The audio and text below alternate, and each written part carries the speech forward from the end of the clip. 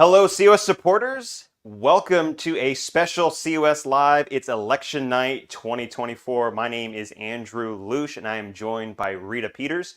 We will be your host for tonight. And Rita is the Senior Vice President of Legislative Affairs, but she's also the co-host of the COS Live show. Rita, it is great to be back with you again for election night coverage. We did this thing 2 years ago for the midterm elections. I'm excited. How are you feeling tonight? I'm super excited, Andrew. You know, it's always a little bit of a challenge for me to stay up late, but I think the excitement of tonight is going to pull me through it, and I can't wait to see what's going to happen. We've got a lot of great things planned. Well, Rita, we're going to be done here at 11:30 Eastern Time, so hopefully by then you will not turn into a pumpkin. But if you do, we could switch you out real quick in case that does happen. But we are going to have some really great guests tonight. We're going to have COS co-founders Mark Meckler and Michael Farris. We're also going to have Patriot Academy President Rick Green, and we're going to have reporters from across the country join us to give live updates from what's going on in their states. We're maybe even going to get someone who's at Trump campaign's watch party. We're not sure about that. We'll check in with that later. But tonight, what we're going to be doing, Rita, is we're going to be keeping all of our COS supporters apprised of all of the national races, including the presidential race, control of the House of Representatives, and the U.S. Senate races. But we do something a little different here at Convention of States when it comes to watching the election. We also track legislative races at the state level. That means COS reporters from across the nation will join this broadcast tonight, and they're going to share the latest results with us in real time. So hang tight. We're going to be getting to that in a little bit. Before we get to those reporters, though, polls are now closed in several states across the United States. We have Alabama, Arkansas, Connecticut, Delaware, Florida, Georgia, Illinois, Indiana, Kansas, Kentucky, Maine, Maryland, Massachusetts, Mississippi, Missouri, New Jersey, North Carolina, Ohio, Oklahoma, Pennsylvania, Rhode Island, South Carolina, Texas, Vermont, Virginia, and West Virginia. Again, polling locations are closed in those states. If you do not live in that state and you have not voted, you can still go out and vote. There is time to go vote your values. So if you do not live in one of those states, polls are still open and there is time. All right, so we're going to kick this thing off by introducing one of our national reporters. We're bringing on Kristen Stanchu, who is also the leader of the Emerging Leaders Program. She's going to be joined by Danny Landivar. Kristen, great to be with you tonight. Danny, great to be with you tonight. Tell us how are things going? What races are we going to be looking at? And what races are both of you going to be watching? Well, good evening. My name is Danny, and right now I'll be focusing on just reporting what we're seeing for the Senate and presidential races. As of 8 p.m. Eastern Time, the current balance of power in the Senate favors the Republican Party, with the GOP holding 43 seats and the Democrats 34. Both parties are fiercely competing for control of the chamber. We've already seen a Senate flip in West Virginia, where Jim Justice won. In Indiana, the Republicans successfully held on to their Senate seat with Jim Banks. Additionally, Fox News has projected that Bernie Sanders won his seat in Vermont. Fox News has also projected several other key Senate race outcomes. Andy Kim has won New Jersey's Class 1 seat, while Roger Wicker has retained his seat in Mississippi. Elizabeth Warren has successfully held on to her Class 1 seat in Massachusetts, and Rick Scott has secured his seat in Florida. Lisa Blunt Rochester has projected to keep her Delaware seat, and Chris Murphy has retained his Senate seat in Connecticut. In Rhode Island, Sheldon Whitehouse is expected to hold on to his Class 1 seat, and Marsha Blackburn has won re-election in Tennessee. Now, as of now, for the presidential elections, Donald Trump has secured 105 electoral votes, while Kamala Harris has earned 72. However, no battleground states have been called yet, so the race is still too close to call. It is too soon to call Georgia, Pennsylvania, and North Carolina. However, Trump is leading in Florida and Harris is leading in Illinois, so that's something to keep an eye on. And as one of the most pivotal states in the election, Pennsylvania currently has Kamala at 72% of the vote, Trump at 27%, but it's still too early to call as the state has only counted 8% of the ballots. So with that, I'm going to throw this over to Kristen. Thank you, Danny. Good evening, everyone. My name is Kristen Stanchu. It's great to be with you all.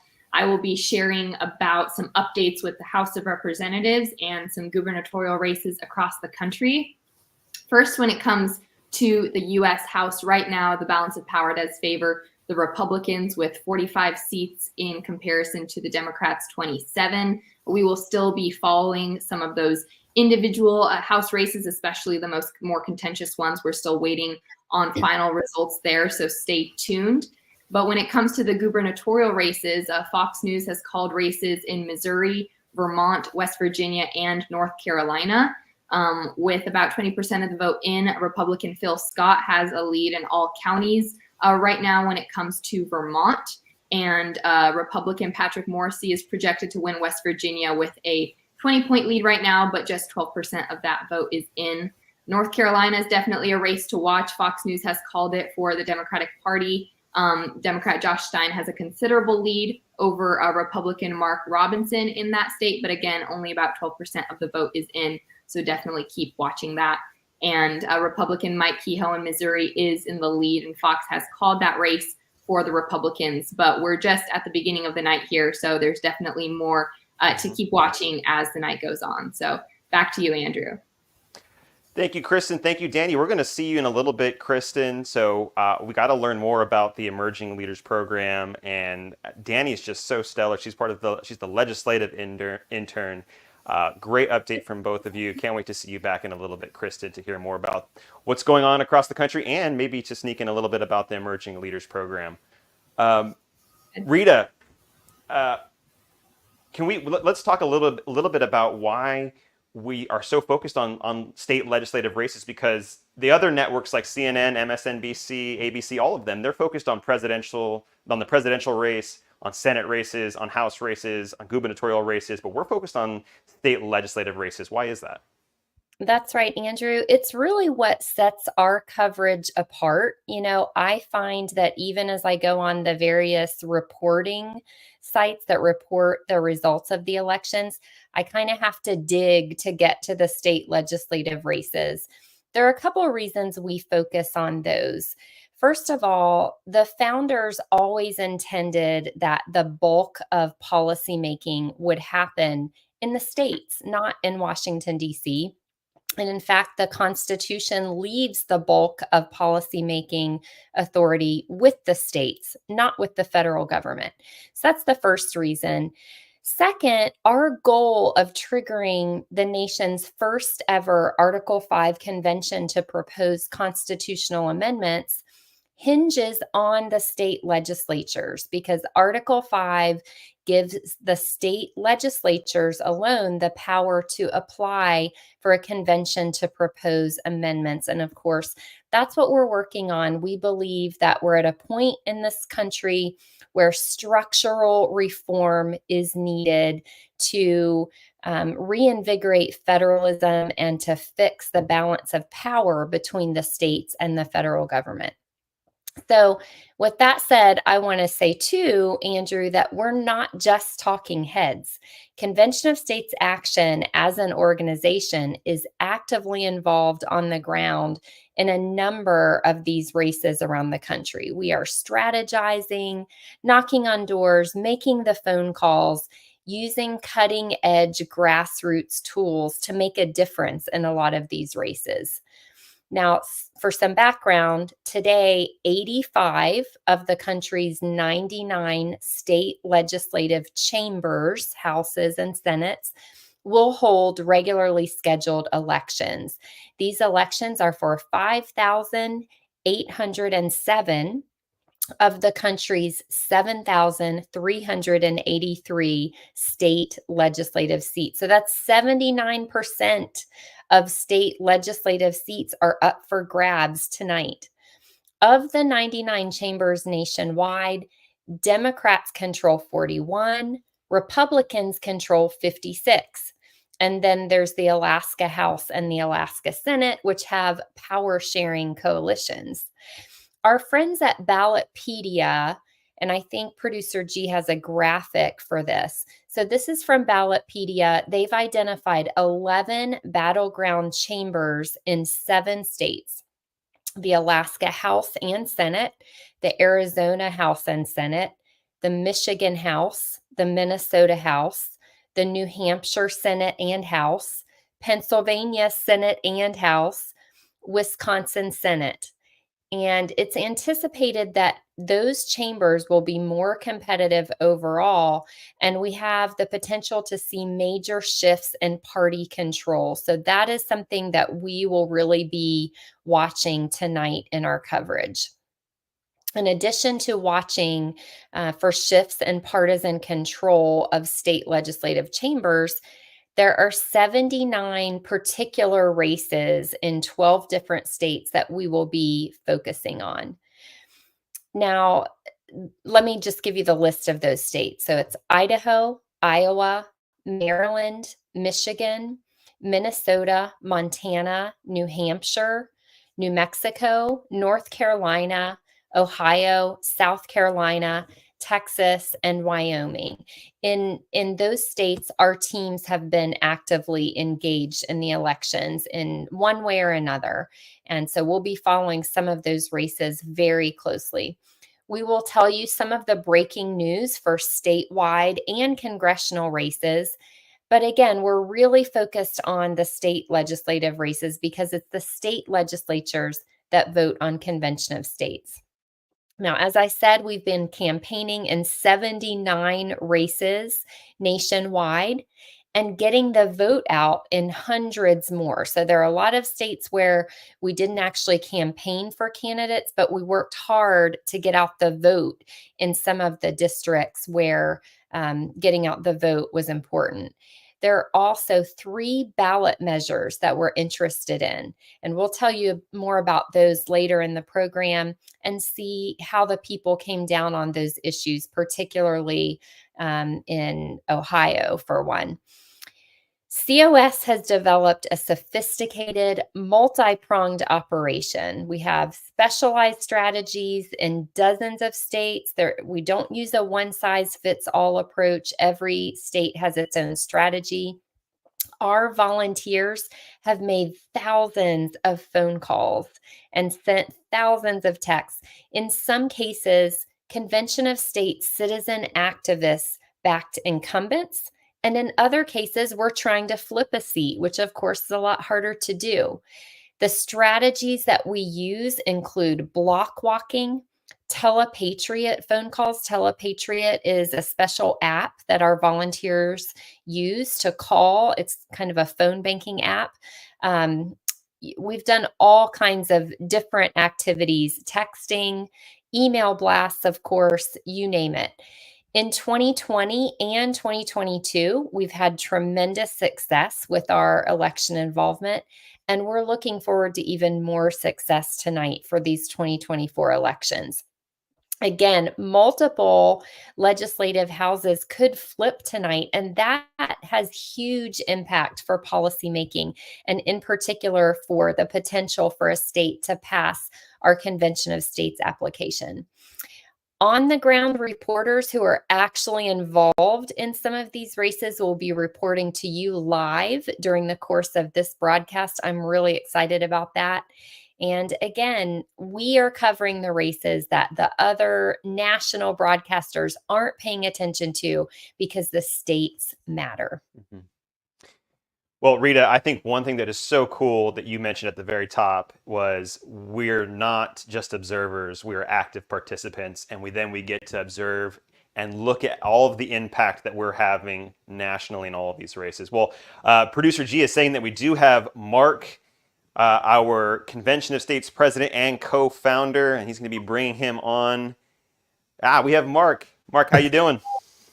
Right now, I'm doing well. It's been a stressful last couple of weeks as we move towards this election, but as I'm watching the preliminary results roll in, I'm watching a variety of counties around the country, watching the betting markets, watching what's going on in Florida.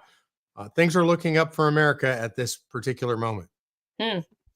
That's great. What are you most excited or encouraged about, Mark, from what you're seeing? Well, I've seen a few things that are interesting and surprising to me. One is that Decision Desk HQ is now projecting a Trump win at 281 votes in the Electoral College. So that's interesting to see that that's what they're projecting right now. That's pretty early.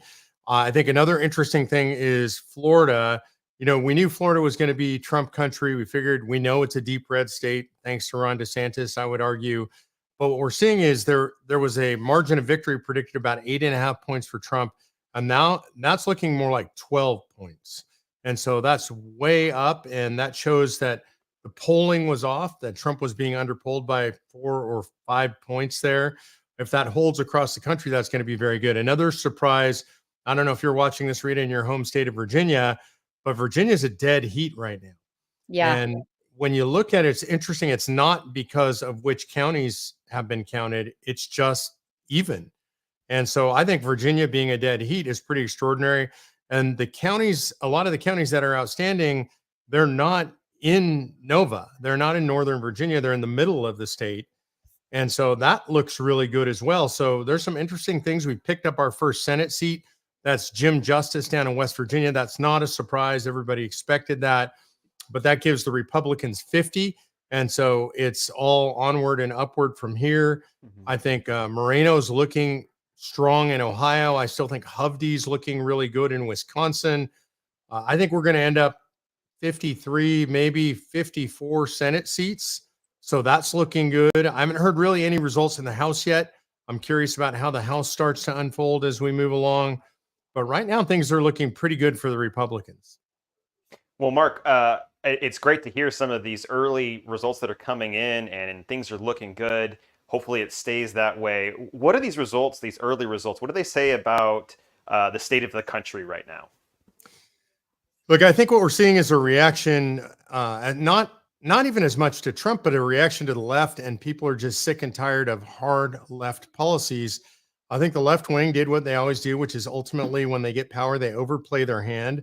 And I think the country is not down for critical race theory or for this wild, crazy gender ideology, the imposition of the woke preferences on all of us, gender pronouns and all that stuff. I think the country is sick and tired of that. I also think the country is hurting financially. And this is fundamental. People say it's the most fundamental issue. I think it always is, which is your pocketbook. Inflation's been out of control since Joe Biden took office. Housing prices are out of control. I just saw a stat that blew my mind. The average new home buyer today is 58 years old.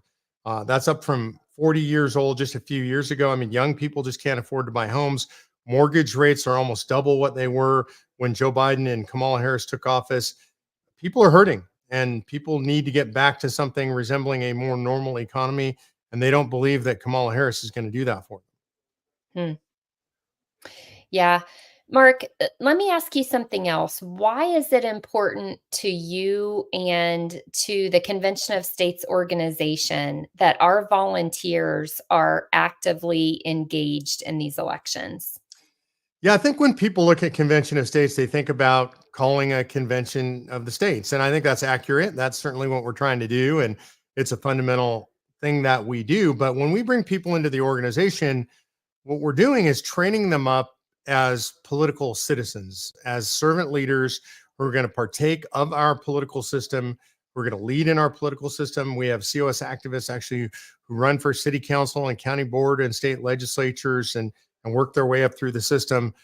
It's important that our folks participate broadly, not just in calling a convention of states, but in the restoration of self-governance in America. And it was really inspiring to me. Here you go through the numbers, the number of races we're involved in all over the country.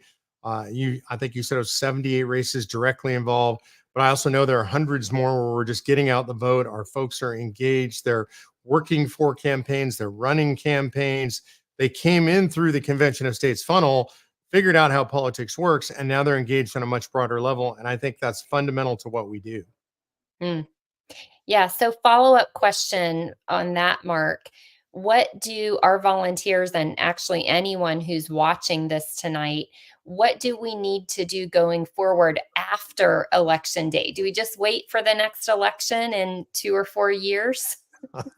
Yeah, look, I think this has been a problem for conservatives, generally speaking. That's generally what we do. In other words, conservatives are busy, going to church, working their job, raising their family, taking care of grandkids, maybe golfing in retirement, all the great things that conservatives do. But what they haven't been doing is playing the day-to-day game of politics. And politics is a 365-day-a-year game. So what people should be doing is getting ready to celebrate, maybe for a day, I hope, and then roll up their sleeves and get back to work. And when I say get back to work, what they have to do, let's say they win a majority in their legislature and they didn't have that before. Well, they need to be prepared to go to the legislature, to lobby their legislators for the good things and to defeat the bad things. We have to hold our legislators accountable. So I expect our activists and anybody who wants to get involved in convention of states to be in the game every day, all year round. Mhm. And Mark, it's so cool that you're bringing that up every day, all year long.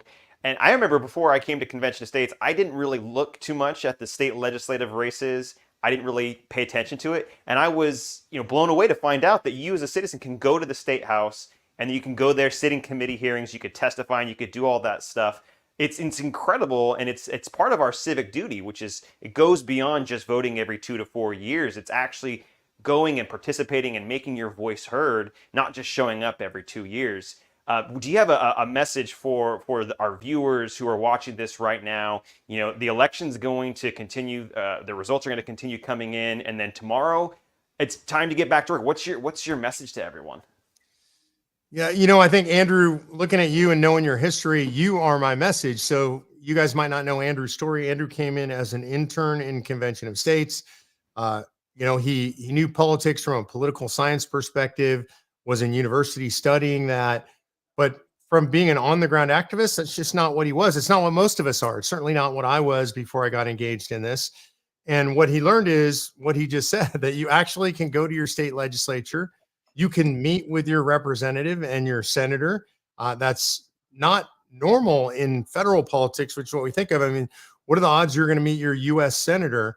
But you can meet your state senator or representative or assemblyman. You can make an appointment. You can meet them in district. You can meet them down at the legislature.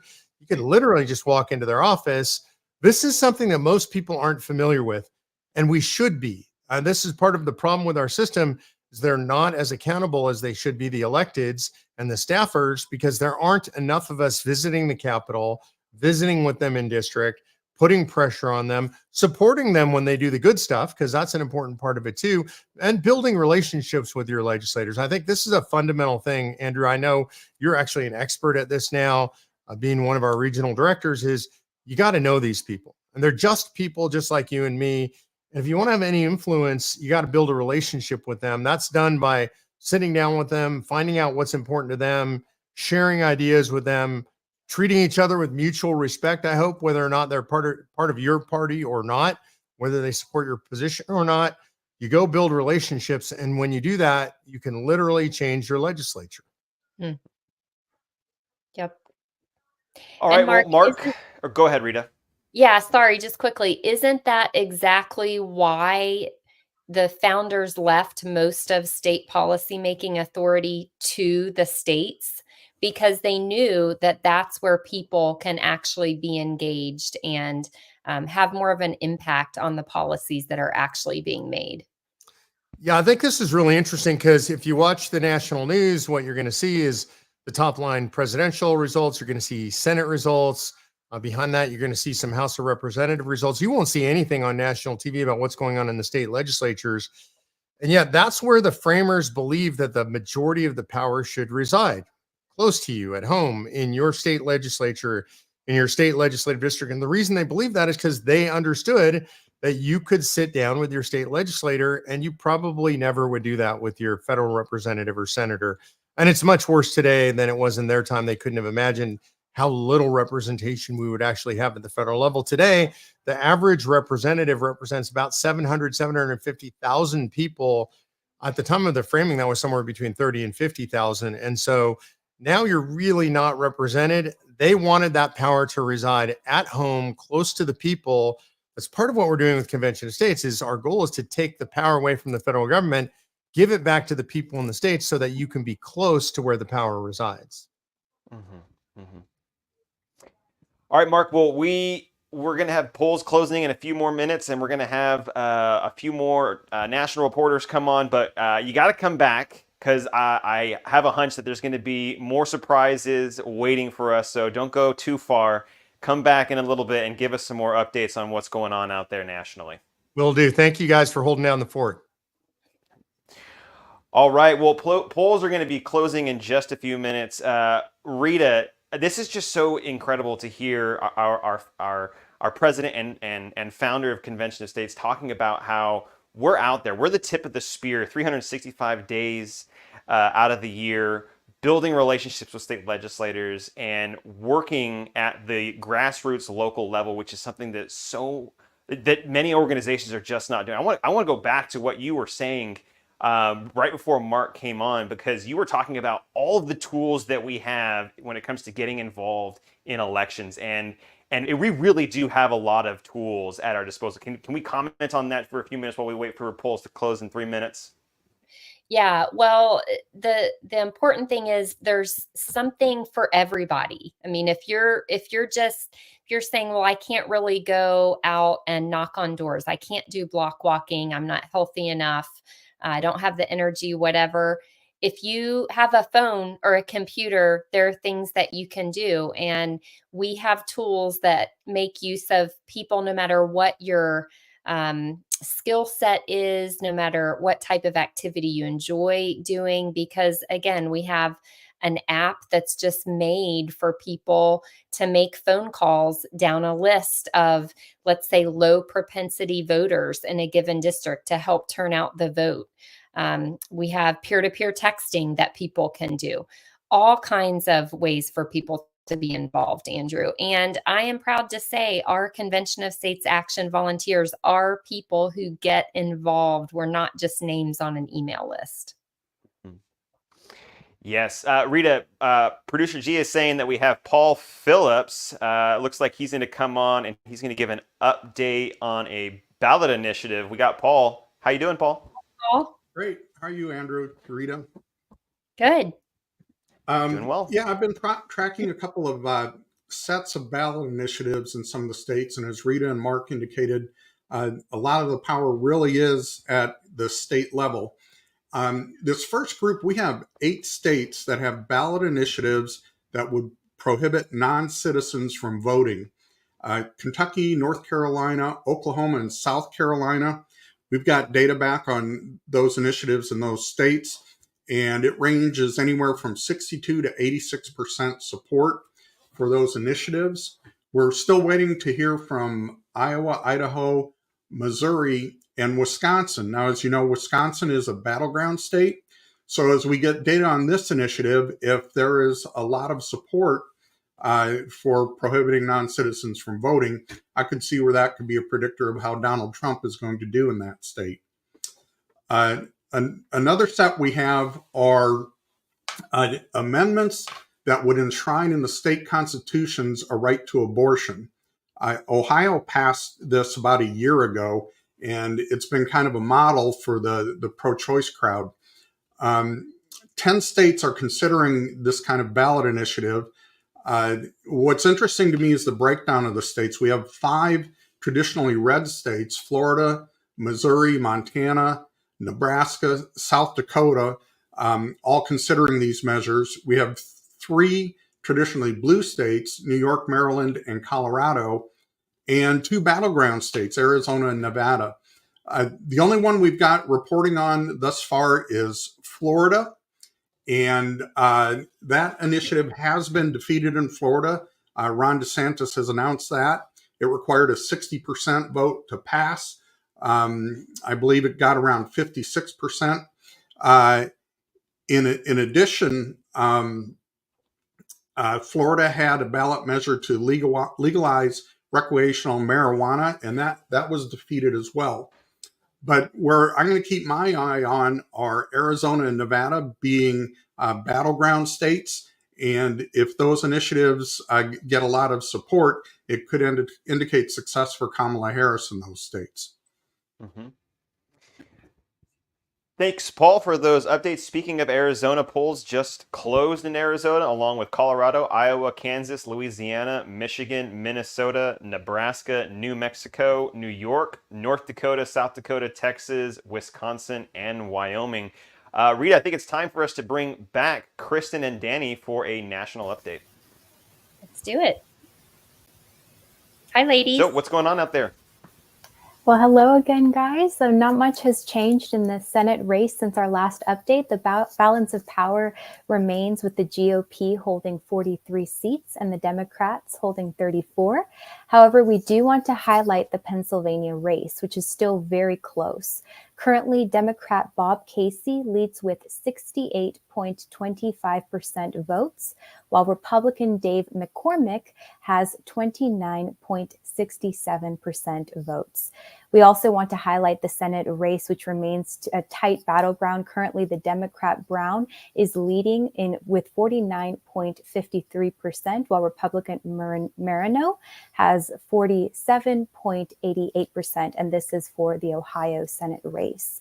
Now, moving on to the presidential race, as of right now, Donald Trump has 111 electoral votes, while Kamala Harris has 72.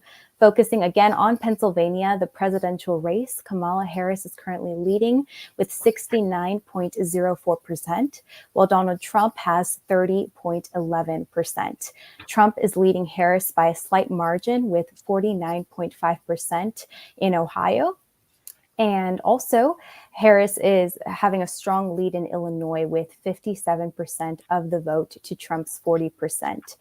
And also with 63% of the ballots counted, Trump is leading in Georgia with 52.2% compared to Harris's 47.2%. And with that, I will toss this over to Kristen.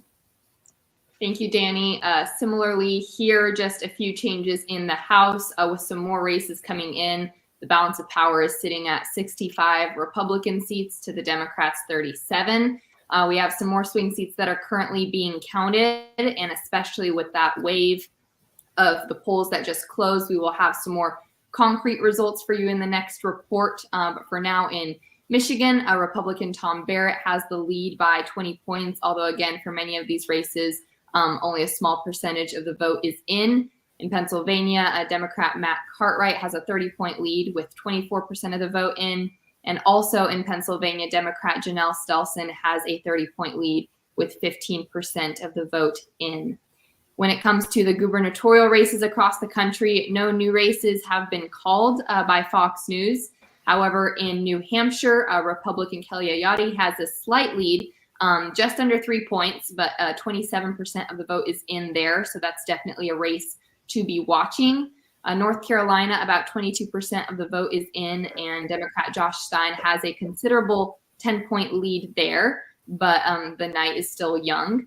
And in Indiana, the Republican gubernatorial candidate Mike Braun has about a 15-point lead with 50% of the vote in. So that race is also reaching completion there. But we will keep watching those races, and especially with this new round of polls that just closed, we will have some more results for you here shortly. All right. Looking forward to it, Kristen. Thank you, Danny. Thank you, Kristen. We'll check in again shortly. Producer G has Diana Tellis coming in from Ohio. Do we have Diana? Hi there. Hey, Diana. Great to see you. You are the Associate Regional Director under Catherine Zemanek. And tell us what's going on in Ohio. I believe you've been tracking issue 1, so tell us a little bit about that. Well, we're tracking issue 1 all right here. COS did get involved in issue 1. We are against issue 1 for the main reason that Convention of States were found we believe in federalism, and that's what we're trying to promote with an amending convention. Any amendment that we would get out of a convention per our resolution would obviously strengthen federalism, the balance of power between state and federal governments. And this is an destruction of federalism. So issue 1 is a ballot initiative that Ohioans were asked to vote on. I'm going to tell you this right now because it's a big deal. It is actually losing, and that's what we wanted. And I am so grateful because I have been as worried about this as I was about the presidential election, actually. So issue 1, if it were to pass, would allow some judges, it would take the legislature and any of their power away from them when it comes to redistricting for the state of Ohio, like in the legislative level, and for congressional districts, which is no small thing. So it would they would lose any kind of power, and it would allow, believe it or not, a group of judges and like a commission of judges and a private hiring firm to then create the commission that would be the redistricting commission that could draw these districts. And the trick is that the districts would need to be equal, like both parties would have equal representation. So in order to get that, Garrett, do you have that map of Ohio? Yeah. So this is a little older. This is probably from 2022, but you get the picture. We have this dense blue, and they're in just certain parts of the state. If we were to redistrict and have to have equal representation of both parties, this map would look like spaghetti. And people from parts of the district would be represented by somebody from a completely different area. I believe the districts would need to be contiguous, but I've also heard the opposite, that perhaps they don't. I'm not positive on that. But this issue 1 has going down, and I think it's not going to pass. And truly, I was very, very worried about it. The people that have funded this are billionaires from outside the country, and think tanks, progressive think tanks from Washington, D.C., citizens, not politicians, the 1630 Fund. And this is not organically an Ohio issue. This was not organically grown in Ohio. This came from the outside. And I'm really proud of Ohioans today for what I'm seeing, assuming this continues to go down. I will say this, that it is a really good example of why we have a representative republic, because this issue was far too complicated. It's not that Ohioans aren't smart, but I've tried to describe this to people. It is a lot to understand. And most of us, including me, and I've done the deep dive, don't understand what it takes to do redistricting, what the issues are, and how complicated that is. So to ask the Ohioans to come out and vote for that is, it's insanity, really. And I'm extremely excited to see this going down. So that was not expected. I had heard otherwise. Convention estates got behind this. We did texting campaign. We did email blasts. We sent letters to the Republican legislature. We have a really good volunteer, Hunter Oswald in Ohio, who wrote an article about issue 1 and he works for the American Spectator, and he had that published in the Spectator, and it's been sitting there for several weeks now. We use that as a resource that we shared with people to describe that this has been done in Michigan. And Ohio doesn't want to be like Michigan. That's our big rival. Do not make Ohio Michigan. And he set the tone for that. And we ran with that. We have created a really good meme trying to appeal to Ohioans that Ohio shouldn't look like Michigan. And we don't want what they've got. They've done this already. It was a disaster. It's chaotic, and it did not go well. It's still not going well.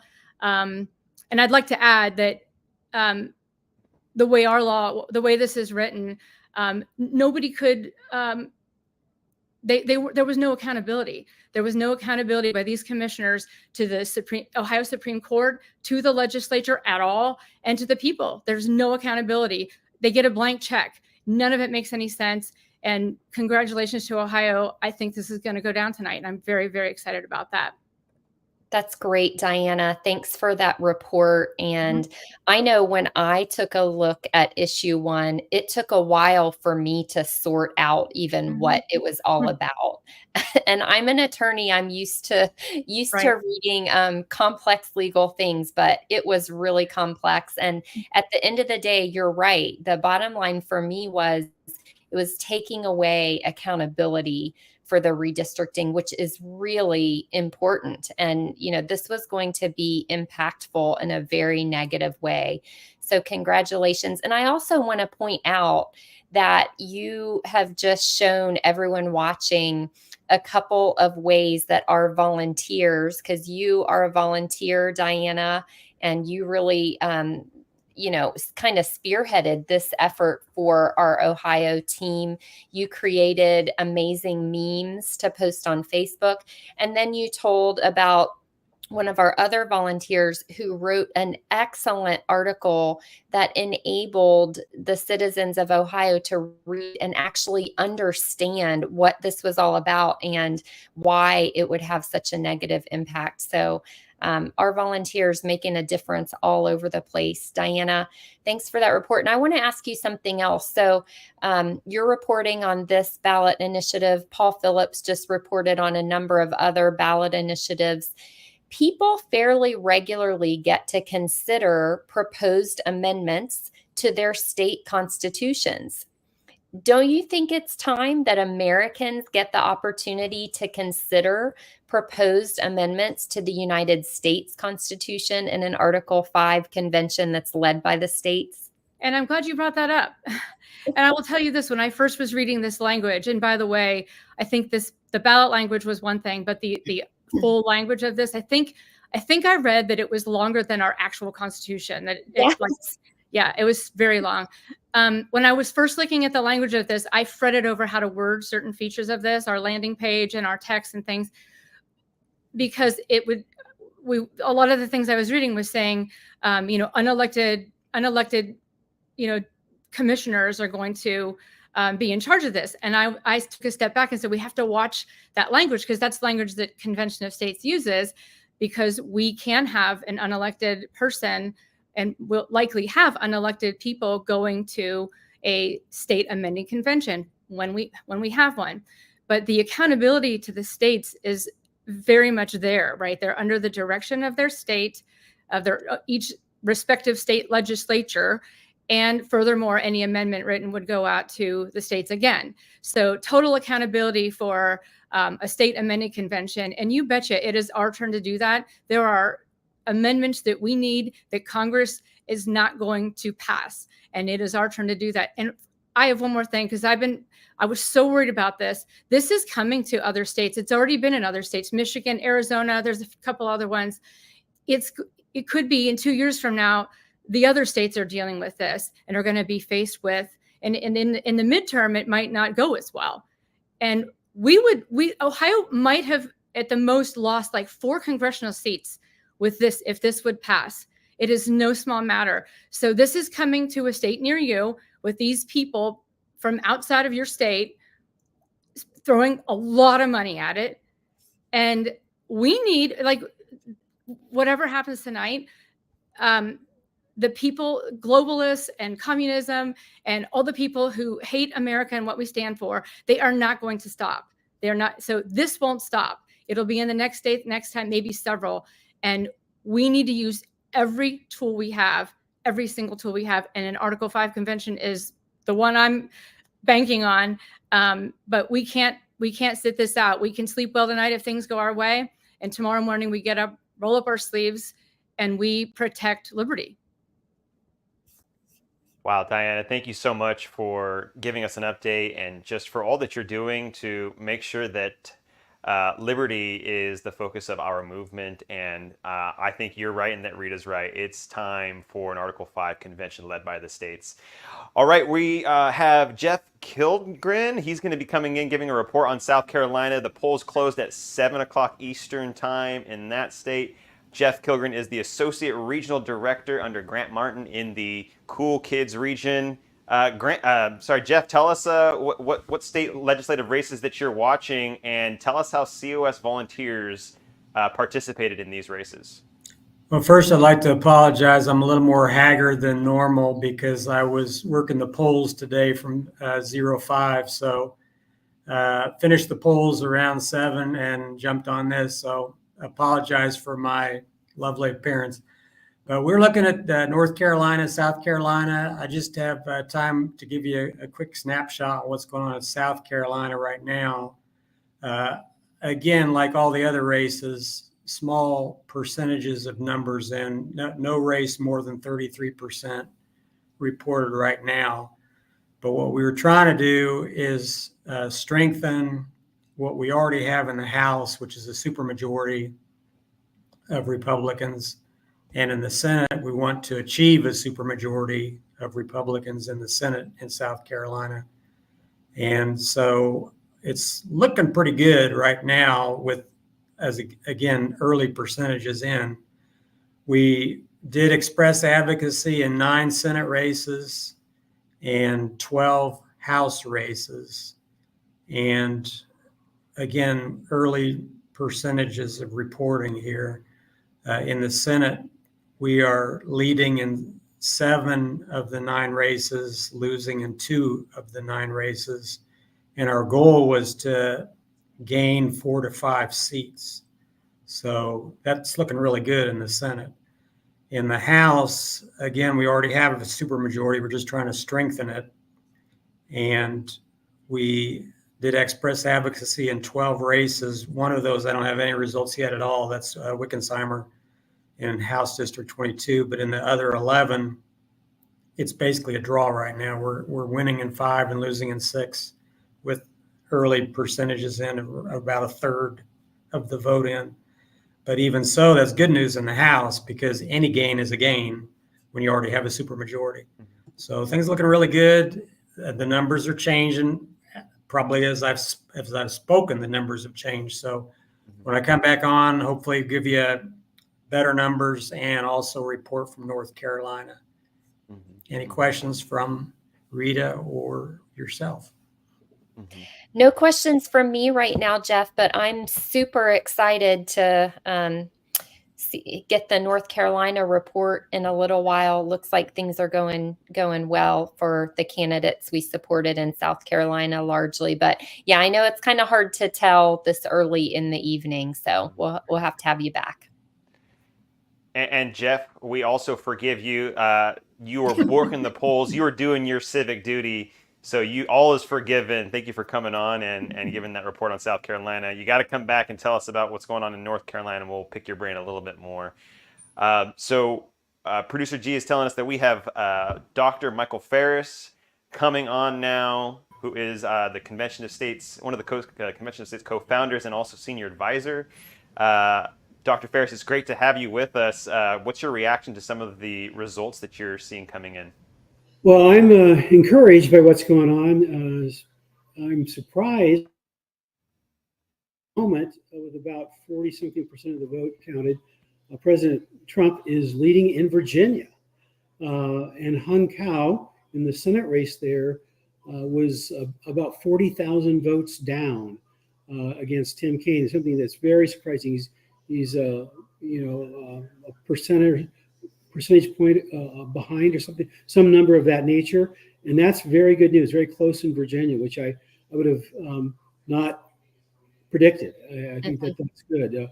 I tend to watch the New York Times predictions, and right now they're saying it's a 66% likelihood that Trump's going to win the presidency. So, that's good news if that turns out that way.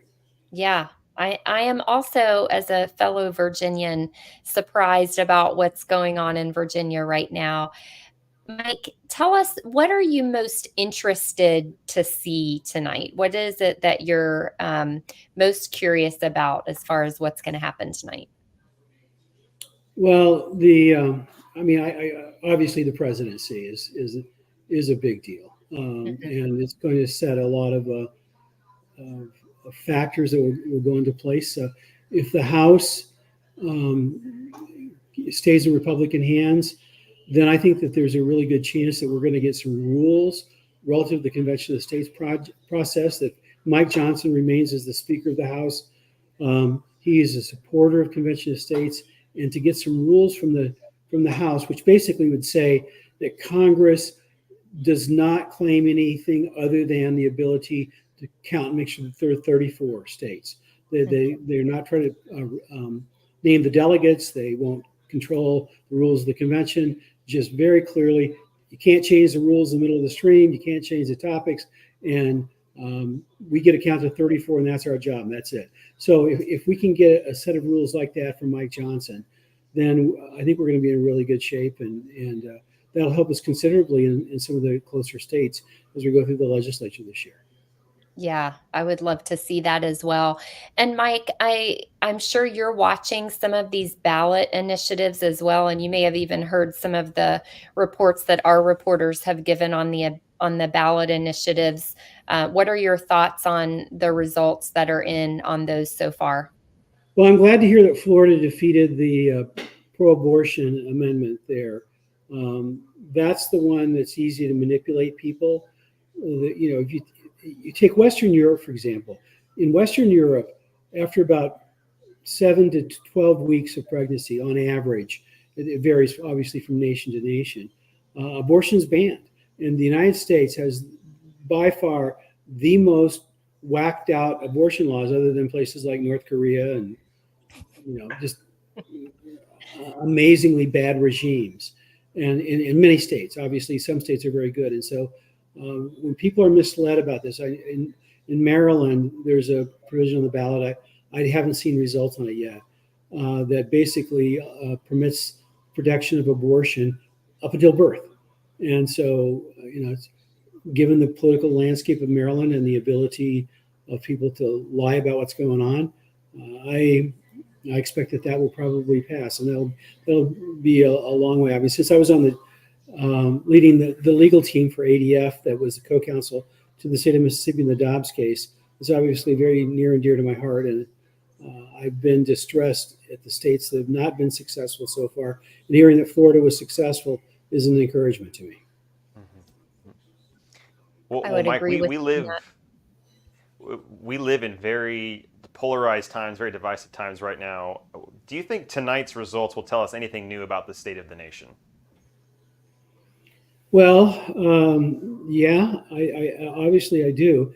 If the thing that I will rejoice in most if President Trump wins tonight is that the news media,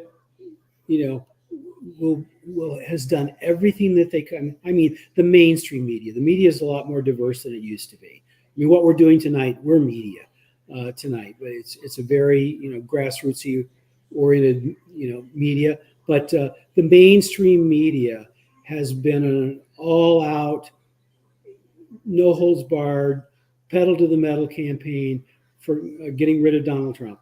And if they lose that, the repudiation by the American public of mainstream media does my heart more good than just about anything else. So what do viewers need to do going forward? I mean, I know that the results are still coming in. We're going to be really analyzing all of those results coming in, and then after the election, of course, what happens, sifting through the rubble if things keep going the way that they're going. But tomorrow, what do our viewers do? What do our grassroots activists do moving forward? Well, tomorrow, I think we should have a party. But then the day after tomorrow, we got to get back to work. And so, this is assuming that, I'm going to say, assuming that the New York Times is right, and it's likely that President Trump's going to win at about a 66% rate of confidence, then, for me, that's cause for celebration. But to think that that's going to solve all of our problems is just simply not going to, it's not real. We'll always have work to do. And the more I study American history, I've been reading a book on the elections of 1800 in the last few weeks. The more I study American history, the more I realize that structural protections are absolutely the key to protection of liberty. And good candidates are a factor, but structural changes are the key. We will not have long-term protections because of any candidate. No candidate can give us, 4 or 6 years. The president serves 4 years, senator serves 6 years. That's it. And so after that, I think that it's really important for us to realize that the long-term protections of our freedom lie in limiting the power of government in ways that are constitutionally enforceable. And we can do that directly. And the only way that can be done in this country is through the Convention of States. And so it's, it's taken us a little over 10 years so far. We've gotten to 19 states. That's more than halfway. And I think that we should be able to pick up some steam with some of the things that are going on right now. And I anticipate us having a flurry of activity this next year. And when it does, we're going to need people to turn out, because turnout is always how you win. And politics always goes to a majority of people who participate. There's millions of people tonight who didn't vote. Well, they didn't participate. They have no part in who wins or who loses. But the victory goes to a majority of those who participate. And so when our people participate, we can win things, including getting the Convention of States passed in more and more states as we climb toward 34. All right. I So love you're that. giving us one day off tomorrow, and then we're all back to work. Got it. Indeed. Yeah. Thank you so much, Mike. It's a pleasure having you on tonight for this special webinar. Thank you for giving your perspective. And if you can come back later to give some more analysis, we'd invite you to come back. But thank you for giving us some of your time. Okay. Thank you. Bye-bye. All right, Rita, now we get to get another national update from Kristen Stanchu, and she's brought someone else this time. We're going to have Jonathan Stuckey joining us. Good to see both of you. Jonathan, give us an update on what's going on out there nationally. Oh, I can't hear Jonathan. Oh, Jonathan, I think you're muted. I apologize for that. Can you hear me now? Yep. All right. I'm glad to be here. Like Andrew said, my name is Jonathan Stuckey. I am one of the interns here with the Emerging Leaders Program. Going to give you a report on the presidency and the House races. So currently, Ohio has been called and Florida has been called in favor of Donald Trump. Trump now has a lead with 195 electoral votes to Harris's 113. Trump has maintained a slight lead in Virginia by 1%. Also, New York has begun counting its votes, starting Harris off with a solid lead.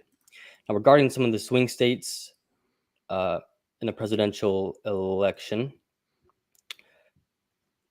Georgia, Trump leads 52% to 47%. In North Carolina, Trump is currently leading 51% to 47%, with 52% of the vote in. And in Virginia, interestingly, Trump also has a lead 49% to 48%, very close, with only about half of the votes in. In Pennsylvania as well, Trump is losing to Harris. Harris has 55% to Trump's 43%, with about 25% of the vote in. Regarding the House, my last update has 75 to 53 in favor of the Republicans. In Michigan, Republican Tom Barrett has maintained his lead by 27 points. In Pennsylvania, Democrat Cartwright holds a lead by 25 points. And also in Pennsylvania, Democrat Janelle Stelson maintains a 26-point lead. Of note, Democrat Alexandria Ocasio-Cortez has won her race by 42 points. Now over to you, Kristen. Thank you, Jonathan. A few more updates on the Senate side of things. Fox News has called several key Senate races. Democrat Amy Klobuchar has won re-election in Minnesota, and Democrat Martin Heinrich has retained his seat in New Mexico. When it comes to Nebraska, Republican Pete Ricketts has secured his seat, and Democrat Kirsten Gillibrand has been re-elected to her New York seat. In North Dakota, Republican Kevin Cramer has successfully held his seat, and Republican John Barrasso has won re-election in Wyoming's race. And so the updated balance of power in the Senate so far favors the Republicans with 47 seats to the Democrats' 37, with some of those results coming in here right before this report. There's a few races that we're still watching that are still too close to call. In Virginia, the race between Tim Kaine and Hung Cao is still close, but Kaine is leading right now with only 52% of the vote in. In Ohio, Republican Bernie Moreno has taken the lead with 57% of the votes in. So still be watching those races. In Pennsylvania, McCormick is behind Bob Casey at the moment, but once again, only 23% of the vote is in. So there is a lot that could happen either way in those races. When it comes to the gubernatorial races across the country, a few more states have been called since our last report. Fox has called North Dakota, New Hampshire, and Indiana for the Republicans, and Delaware for the Democrats. In Delaware, Democrat Matt Meyer is said to have won. And then in Indiana, Fox finally called Republican Mike Braun as the winner in that race. In New Hampshire, it looks like that governor's seat will remain a Republican, with Republican Kelly Alati looking like she's in the lead right now. And then in North Dakota, even though that state was recently called, only 6% of the vote is in right now, but Republican Kelly Armstrong has a significant lead. We'll still be waiting on the final 3 results for the gubernatorial races on the West Coast. Those are Washington, Utah, and Montana. As those polls will be closing here in the next hour or so, we will be eagerly awaiting the results of those elections. But for now, that's all we have. So back to you, Andrew. Thank you, Kristen. Thank you, Jonathan. We'll see you in a little bit for more updates. Now we get to go over to the Cool Kids region. We get to listen to Grant Martin, the regional director for Virginia, Colorado, West Virginia, Kentucky, North Carolina, and South Carolina. Grant, great to be with you, brother. How are you feeling so far, and what's your reaction?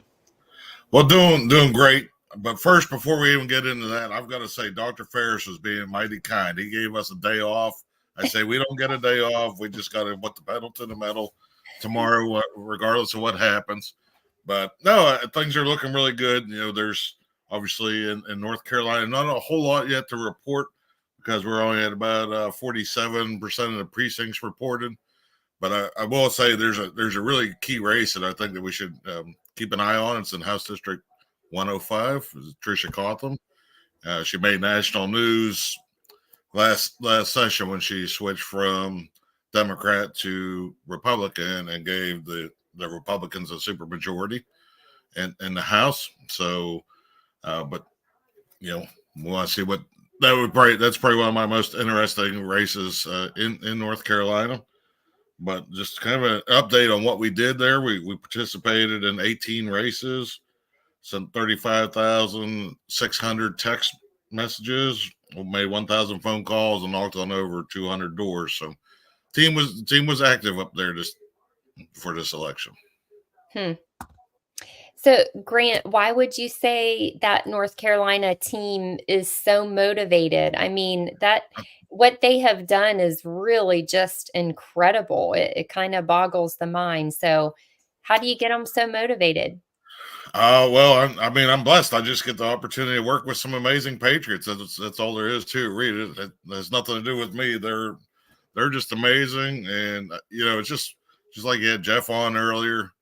You think about our grassroots across the nation. Obviously, I'm a little partial to my states, but I mean, here's Jeff. He was up at 5 o'clock. He was at the polls at 5 o'clock this morning, and he's still at it. And that story can be told over and over and over. And of course, in North Carolina, we still have a resolution pending out there this year. So they're motivated and they're out there doing the deal. Yeah. And what happens, because I know that some of your teams, including North Carolina and South Carolina and others, you know, Virginia, a lot of your teams were active in the last election season as well. And does that seem to have an impact on the state legislators?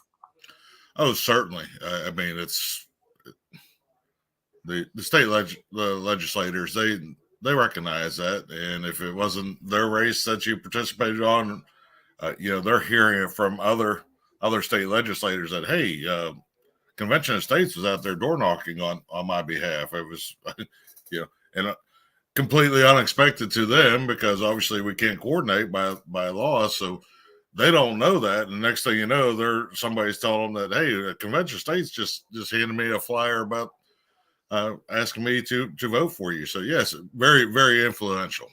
So word gets around, it sounds like. Yeah, these legislators talk to one another. Yeah.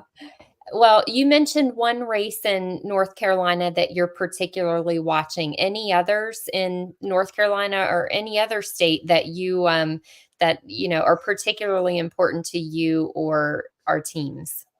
Oh, well, they're all important. Obviously, we're out there. Uh, if we're stumping for somebody, obviously they're a COS supporter of ours. We for those that champion us, we like to return the favor and champion them. So each one of those COS supporting legislators, each one of them is as critical as the next.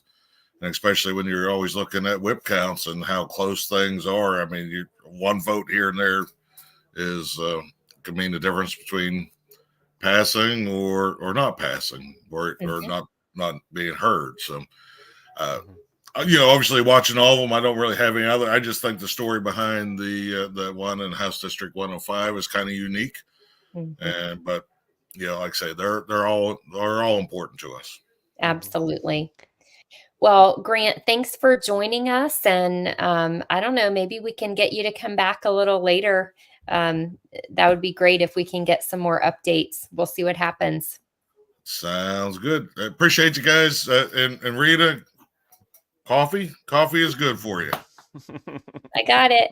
All righty. Outstanding. Thank you, Andrew. Thank you, Rita. Have a good one now. You too. Thanks, Grant. See you in a little bit. All right, Rita. Well, I think we need to talk a little bit about election activities and strategies. We've been talking a lot about our grassroots teams all across the nation and what they've been doing stumping for COS-friendly candidates. I think what we need to do is share with our viewers some of those activities and some of those strategies that we have deployed this election season. And so we have a great video that was put together by Jason Gerard, who's our director of grassroots, and he's going to share a little bit of what we have used as far as tools and strategies.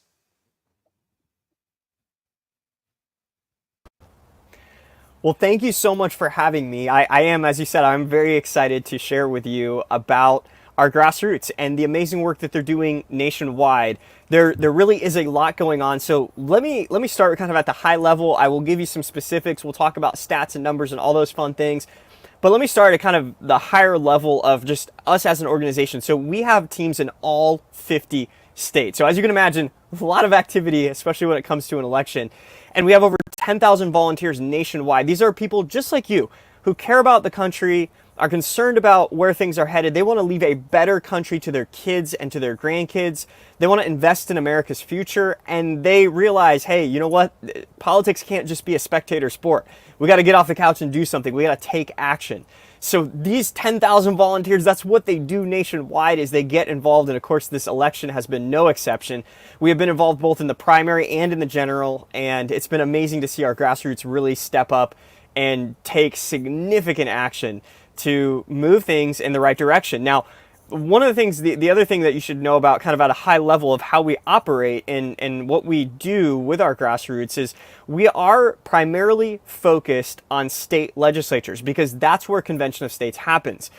Of course, we're concerned about the presidency. Of course, we're concerned about the Senate and Congress and all of the other elections that happen. But for us as an organization, we believe that the most important thing we can do politically is Convention of States.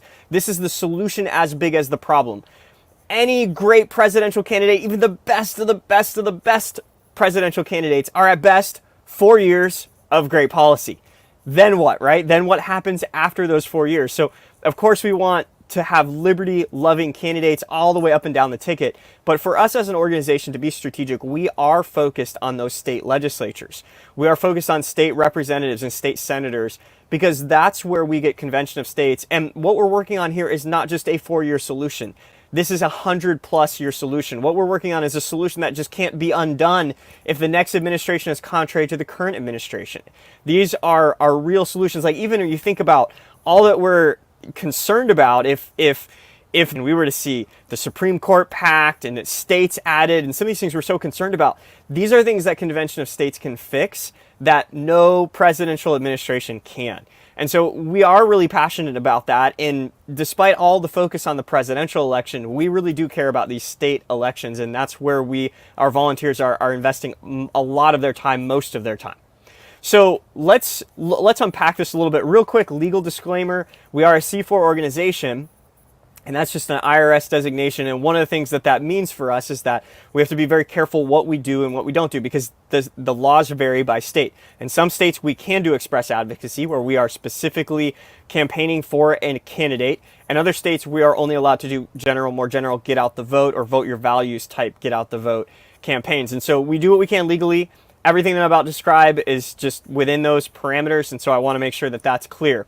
But let's start with some of, those swing states, those states that everybody's focused on right now because it's a presidential election. Well, those swing states also happen to have opportunities for us to pass convention of states and to move COS forward and to get legislators in the state house or in the state senate that are supportive of convention of states to help us get closer to our goal of passing in those states. So one of those states is Pennsylvania. And in Pennsylvania, our team there identified 4 House districts and 1 Senate district where we are actively working in a very strategic way. Now, another way that we are strategic as an organization is we focus on what we call low propensity voters. And here's what that means. In any given demographic, these statistics are out there, and whenever we reach out to voters, we're able to get this information on voters. There are voters that vote their party line every single time. And they don't miss elections. They don't skip out on voting day. They're there every single time consistently. And so you kind of know that they're kind of a given. They're already going to vote. And spending time trying to get them to vote when you already know that they've voted in the last 6, 10, whatever elections, they've just been so consistent at voting, it's not really going to be a great use of your time or your resources. So we try to focus on low propensity voters. Those are voters that are, they vote here and there. Maybe they voted in 1 out of the last 4 elections or 2 out of the last 4 elections or something like that. They have a lower tendency to vote. And those are going to be the ones that we target, because that's where we're going to really have the impact, because those are the people, when they hear about our messaging, when we share with them the concerns that we have or the specific candidate that we want them to elect, we want them to vote for, that is going to be what ends up moving them and saying, okay, yes, I need to go out and you make sure I vote this election. So that's where we tend to focus our time. And specifically in Pennsylvania, there were 1,600 low propensity voters in these key districts that we were after, and our team has been reaching out to contact. So really exciting there. Great work that's being done by our Pennsylvania team. The other state, another state that is really in the crosshairs right now that everybody's focused on is Michigan. Okay, and Michigan is another state where we identified 3 specific candidates, pro-convention of states candidates, that we have been working to campaign for. We have calls, we have texting that's happening. That was also actually the case in Pennsylvania as well, both calling and texting there. Same thing in Michigan. And there, in those districts, we're also running Facebook ads. So this is another way that us as an organization, we're working to try to get these 3 legislators elected. In North Carolina, we've got 18 districts where we're doing mass emailing and mass texting. We've got 2 districts where we're making personal phone calls, one-on-one phone calls. We have a special app that we use just to make phone calls. Our volunteers have. We also have an app that's specific for texting, and our volunteers are using that nationwide. So there have been tens of thousands of texts that have been going out in the state of North Carolina into some of these districts. We have 12 districts that we're specifically targeting with texting, and then we have 2 districts that we are door knocking. We've had hundreds of doors knocked in those districts. So our teams are doing amazing work. It's really exciting to see the work that's being done there in North Carolina. Moving on, in New Hampshire, we've got get out the vote campaigns that are happening there with emailing and texting. In Iowa, we have multiple candidates, 6 candidates there that we're pursuing. Idaho, we've got 5 candidates. Thousands of texts that are going out in Montana. We've got tens of thousands of texts that are going out statewide, focusing in on 7 specific districts there. In Idaho, we've got 3 districts that we're focused on, thousands of texts and calls that are going out there. In Wyoming, again, thousands of texts that are going specifically into 6 districts. In Illinois, many texts going out, thousands of texts going out there as more of a general get out the vote. In South Carolina, we've got mass text and email that's going out to 21 specific districts. There are 4 districts that we're specifically targeting for calls and texting, and so that is happening there. One final thing I should say is that we also have, in addition to the specific state missions among our state teams, we do have we have multiple nationwide missions that we have been involved in. And these missions allow states where maybe we haven't identified key districts, states that have already wrapped up what they were going to do in their specific area, or states that have already passed our resolution to be involved. Many of the states, almost all of the states nationwide, have been involved in these nationwide missions. And again, thousands and thousands of texts and calls are going out, calling people to take up the responsibility and vote, calling them to take action and to not just sit on the sidelines, because this is a historic election. It's the most important election of our lifetime. Now, there's one final thing that I want to share with you and just challenge you with. This is what our grassroots are doing nationwide. And now the question comes to you, what are you doing? And if all that you're doing is voting every 2 years, I want to challenge you that that's not enough. You need to do something more. You need to get involved. If every liberty-loving American would take half the time that they spend watching politics, listening to all the talking heads and watching the news and checking the latest updates on the election, if we would just spend half of that time and actually take action, make phone calls, send texts, talk to people, get out and block walk, do events, do all the things that we do at Convention of States day in and day out. If we would just take half that time, we would have a completely different country for the better, because good people like you would be involved in making America a better place. So this is my challenge to you. I want to leave you with this. Get out there and get involved. Go to conventionofstates.com, go to the Take Action page, click on the Take Action button, and join. Be a volunteer. We need you to help save the country. And again, what we're working on here at Convention of States is not just a 4-year fix. This is a 100+ year solution. This is a multi-generational solution, the solution as big as the problem. And we need your help. So I encourage you to take action. Politics cannot just be a spectator sport. We need you in the game. So again, thanks so much for having me. This is super fun to watch everything that's going on tonight. And we'll see you hopefully involved at Convention of States. And thank you, Rita and Andrew, for having me on. You guys have a great rest of your evening. Wow, Rita. I just love that call to action that Jason gave to our viewers and to our grassroots. Don't just vote every 2 to 4 years. Get out there, get in the game, get active. And Rita, I just got a question for you. Jason was just going through all of the things that we're doing in state level races. And I think we're in 79 races across several states. Did you ever think back in 2013 when this crazy movement called Convention of States got kickstarted that we would be involved in state level elections? Did you ever think that? Or did you ever think that we'd become grassroots media personalities like Mike Farris said earlier? Did you ever think that would happen? Absolutely not, Andrew. And the other thing that I didn't anticipate was how big of an impact our grassroots teams would be able to have on their legislatures because they are actively engaged. They are known in their state legislatures. When they go in, they're recognized and they're known, and they're having a huge impact. And it just does my heart good to see how our teams have grown and matured over the years. And Andrew, honestly, it just makes me really proud to be part of this organization. Likewise. Well, Rita, we're going to bring on Jake Fay, who's part of the comms team at Convention of States. He's our national writer. And he has been doing man on the street interviews, trying to find out where Trump supporters and Harris supporters stand on issues. So we get to pick his brain for a few minutes. So Jake, you conducted several man on the street interviews. What did you find out? Yeah. Hey, Andrew and Rita. Good to see you guys. Yeah, I've been talking to swing state voters specifically, asking them if they think that the federal government has too much control over their lives. And I'm sure you're not surprised that the vast majority say yes, or some iteration of that answer.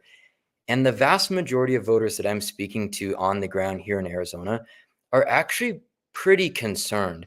Last night, I was actually just at the Harris election eve party, which was a lot of fun. And there's confidence as it pertains to the election on both sides. But then I talk to individual voters and they're scared. And the reason they're scared is that they feel that the federal government has become a weapon used against the people. And they know that if their side loses, they're fearful that the other side will use that weapon against them. Jake, we have a little video put together by producer G that we'd like to share. It just kind of shows your experience while you were out there doing man on the street interviews. Let's take a look.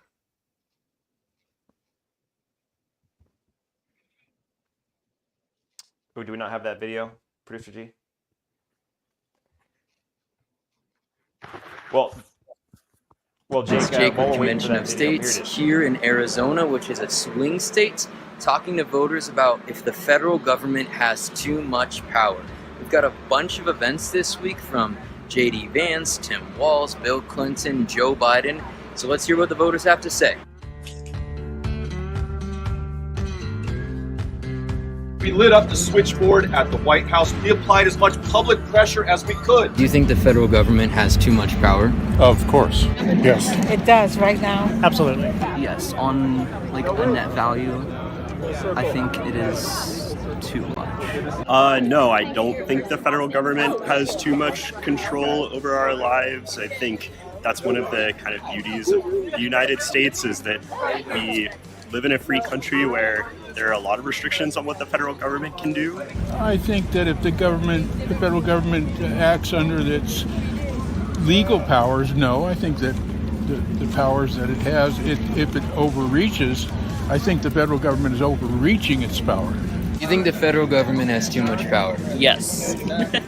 Most definitely. So I'd say I don't think there's too much federal control then. I think that the things the Fed should be involved with is things that affect every human.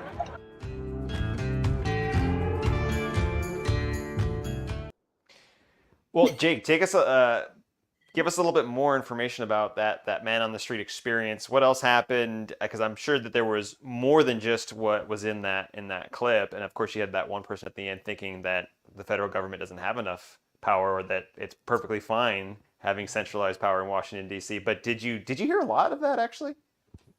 Not very much. That last interview was actually interesting. It was probably 5 minutes long. And so she had a lot more to say than what came across there. And it was an interesting interview. But one of the most interesting conversations I had just recently, and it isn't in that video, we'll have a new video soon, but I spoke to a woman who grew up in the Soviet Union and escaped communist Russia. And she had a very serious word of warning for our country.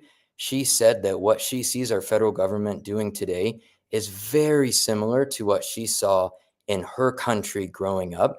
And she said that if we lose freedom here, that there's nowhere else to escape to. When she grew up in the Soviet Union, she had the ability to escape to our country. She says that this is the last place. There's nowhere else to go.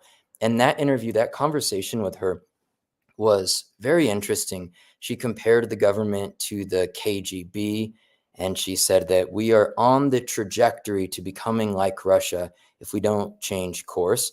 And so that really inspired me that this is not just a talking point. This isn't just rhetoric about how the federal government has too much power. This is a very real concern. And sometimes I think we're so engrossed in what we do that we forget that when you look at history, there's so much that can happen if you do not take care of an overly powerful federal government. And this lady's story was a perfect example of that. It's something we want to take very seriously. Mm-hmm. Jake, you do a lot at Convention of States. You do more than just man on the street interviews, and you have your Jake's Take that goes out, I believe that's weekly. You do a lot of writing for Convention of States as well, and you just recently published an article about 7 possible scenarios that could happen in the presidential race. Can you briefly recap some of those scenarios, and are you seeing any of that kind of come to pass with the election results rolling in? Yeah, I would say the 2 scenarios that I personally think are most likely, I can be a pessimist sometimes, and so I think that there's the possibility that Harris will entirely replicate Joe Biden's win, that she will get 6 of the 7 swing states, minus North Carolina. Trump has always won North Carolina, so I think he'll get that state.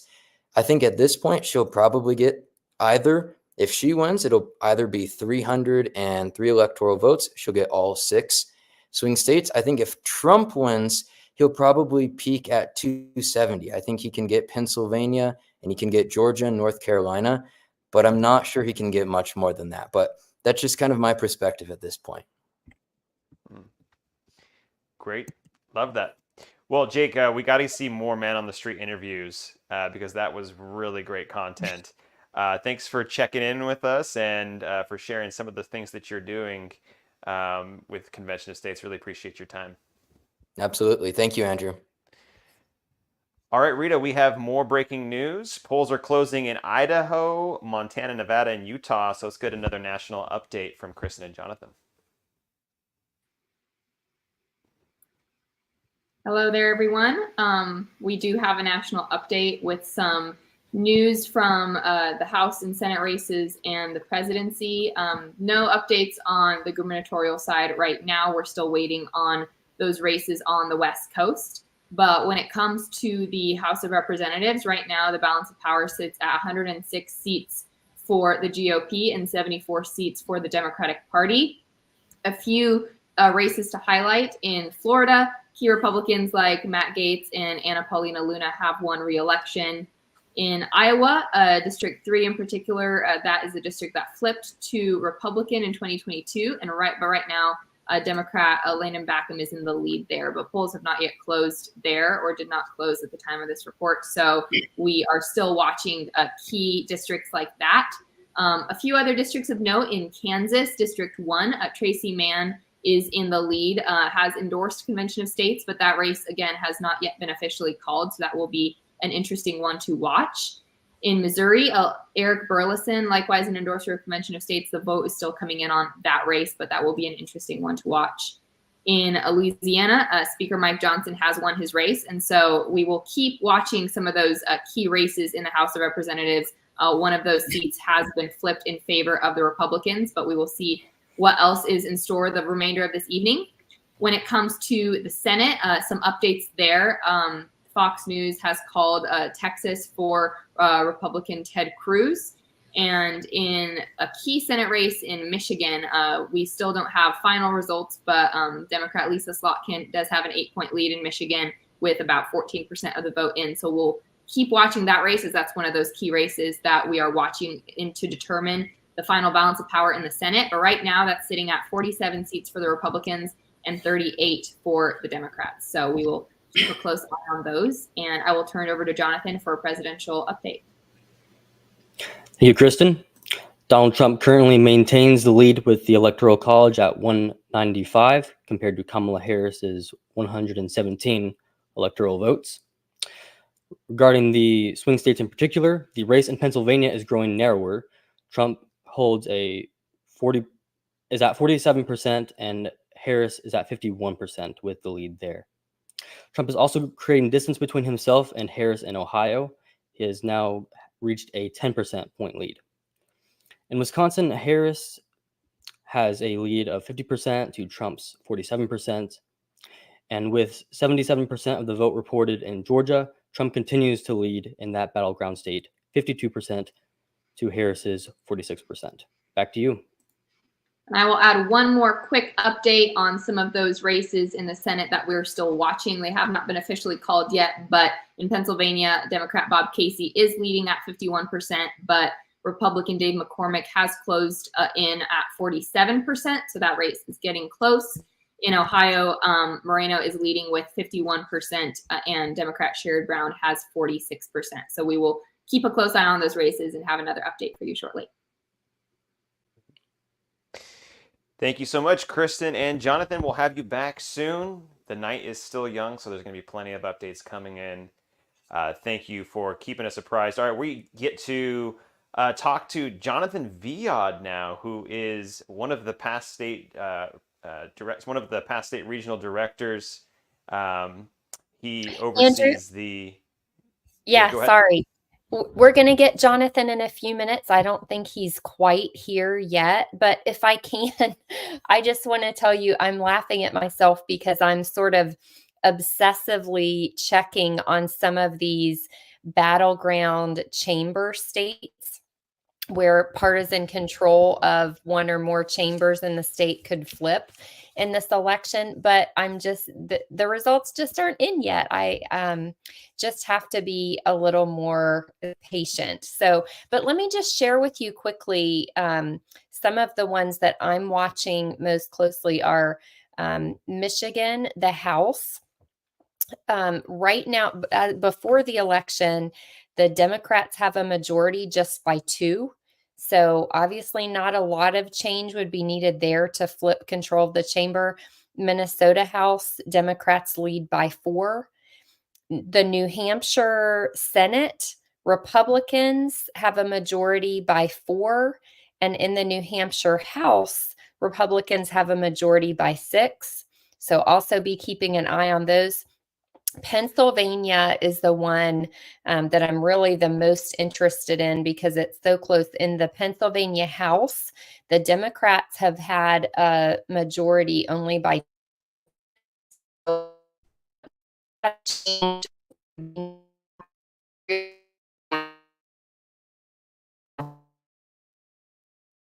Pennsylvania House, and the Pennsylvania Senate, the Republicans have a majority by 6 votes. So, you know, what happens in the Pennsylvania state house elections is going to hugely impact what kind of legislation can pass or not pass in Pennsylvania for the next couple of years. And I'll tell you, I'm looking right now at the New York Times reporting on the Pennsylvania legislative election. And as of right now, they're saying the Senate has 20 Republicans and 17 Democrats.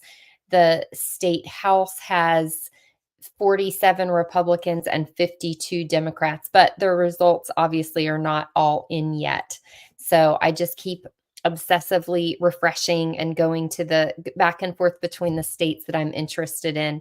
I understand that we do have Mark Meckler standing by, and it's been a little while since he was here.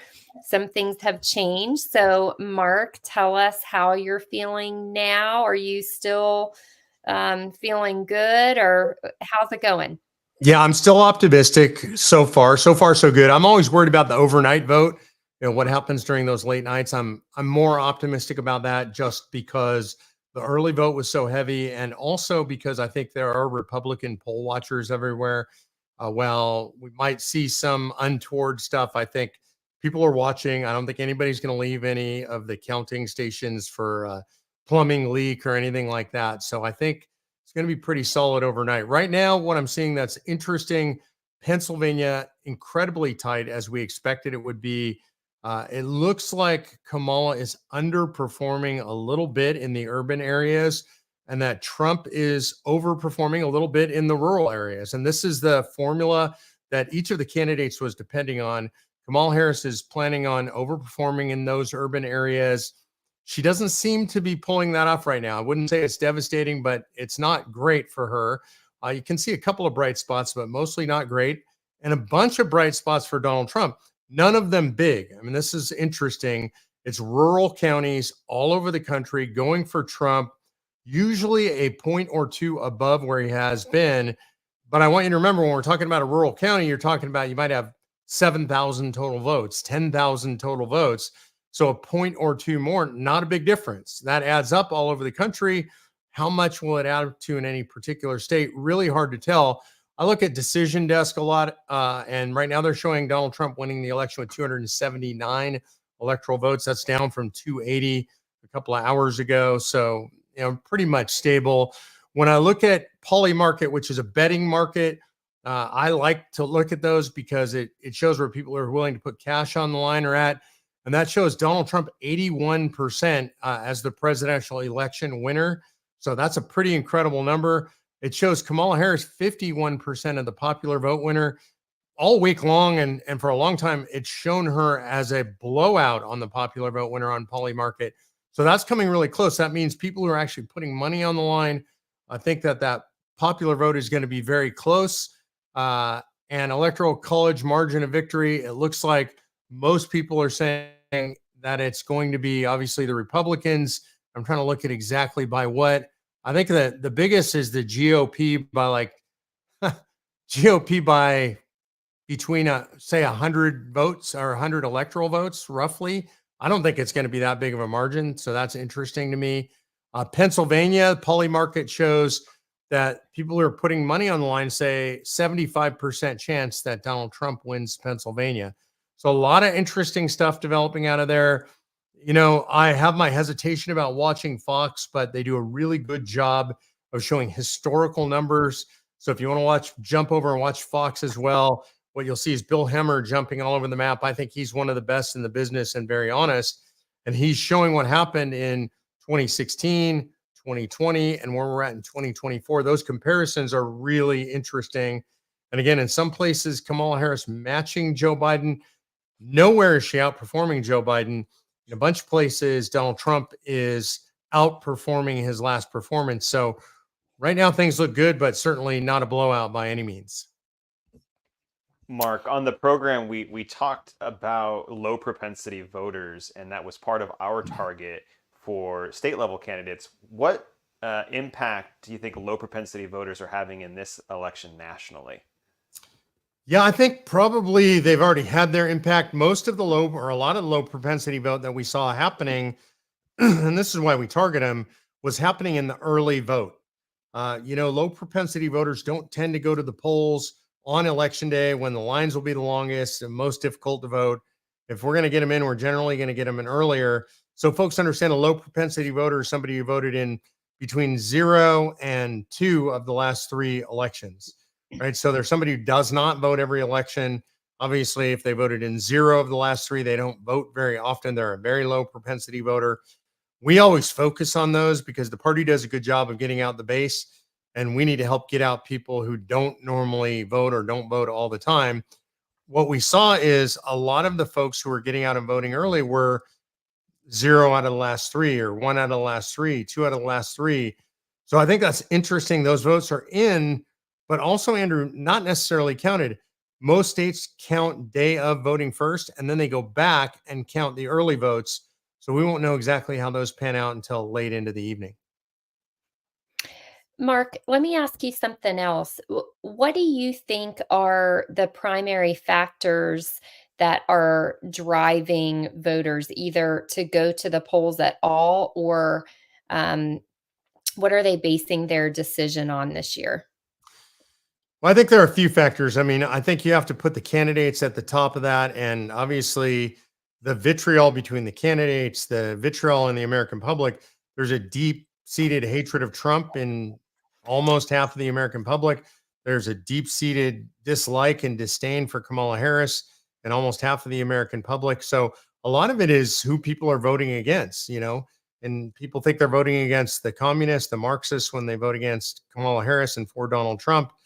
People who vote against Donald Trump think they're voting against a convicted felon and a rapist and whatever other things that they throw at him. So I think that's kind of top of mind for a lot of folks. That's the base. And then if you dig down in the issues, the top issues are the economy and immigration, and Donald Trump ranks way higher on those. Number 3 issue is probably abortion, certainly for women, and that's a rough issue for Donald Trump.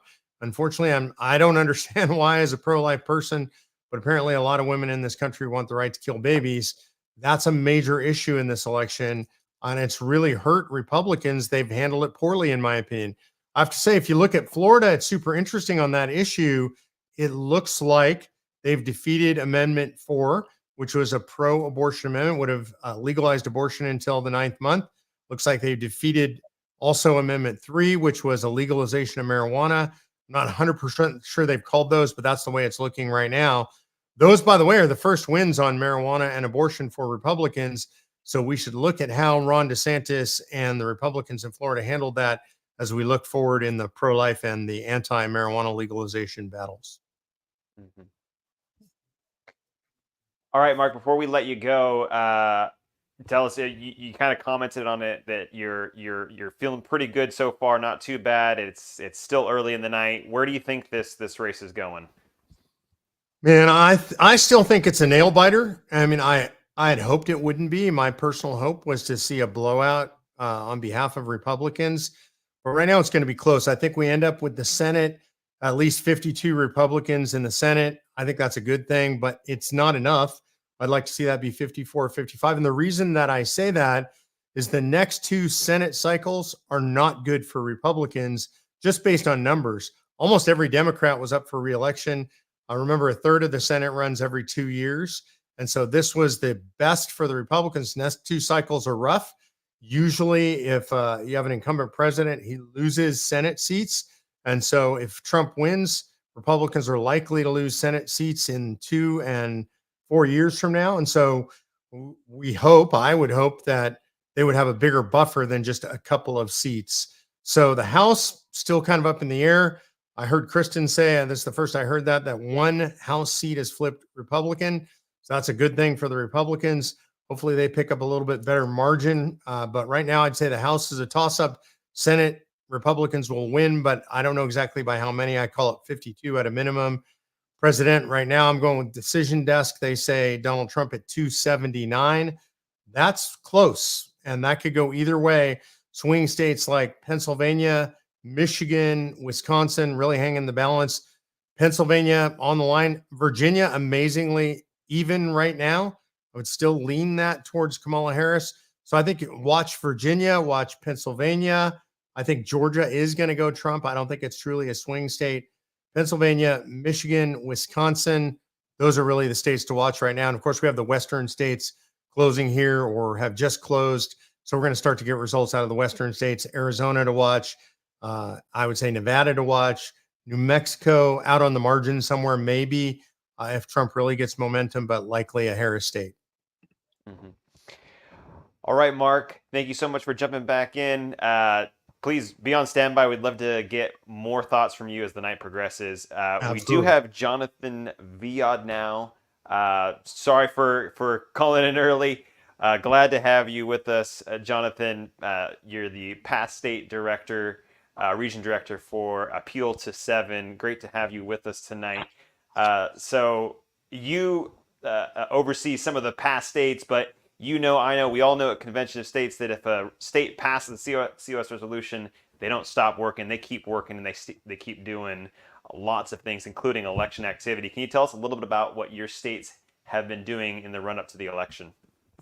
Absolutely, Andrew. And first, I gotta say, usually when I'm on camera and we've got this going, I'm usually on for COS at home, and I'm usually a little more dressed down. I usually have a T-shirt on and a hat on, and I was trying to be a little bit more dressed up tonight, but I'm sorry, I have to pull out the hat here for my home state of Florida for having such an amazing night tonight. And Mark was talking about amendments 3 and 4, and they have been called. We were able to defeat those amendments here in the state of Florida.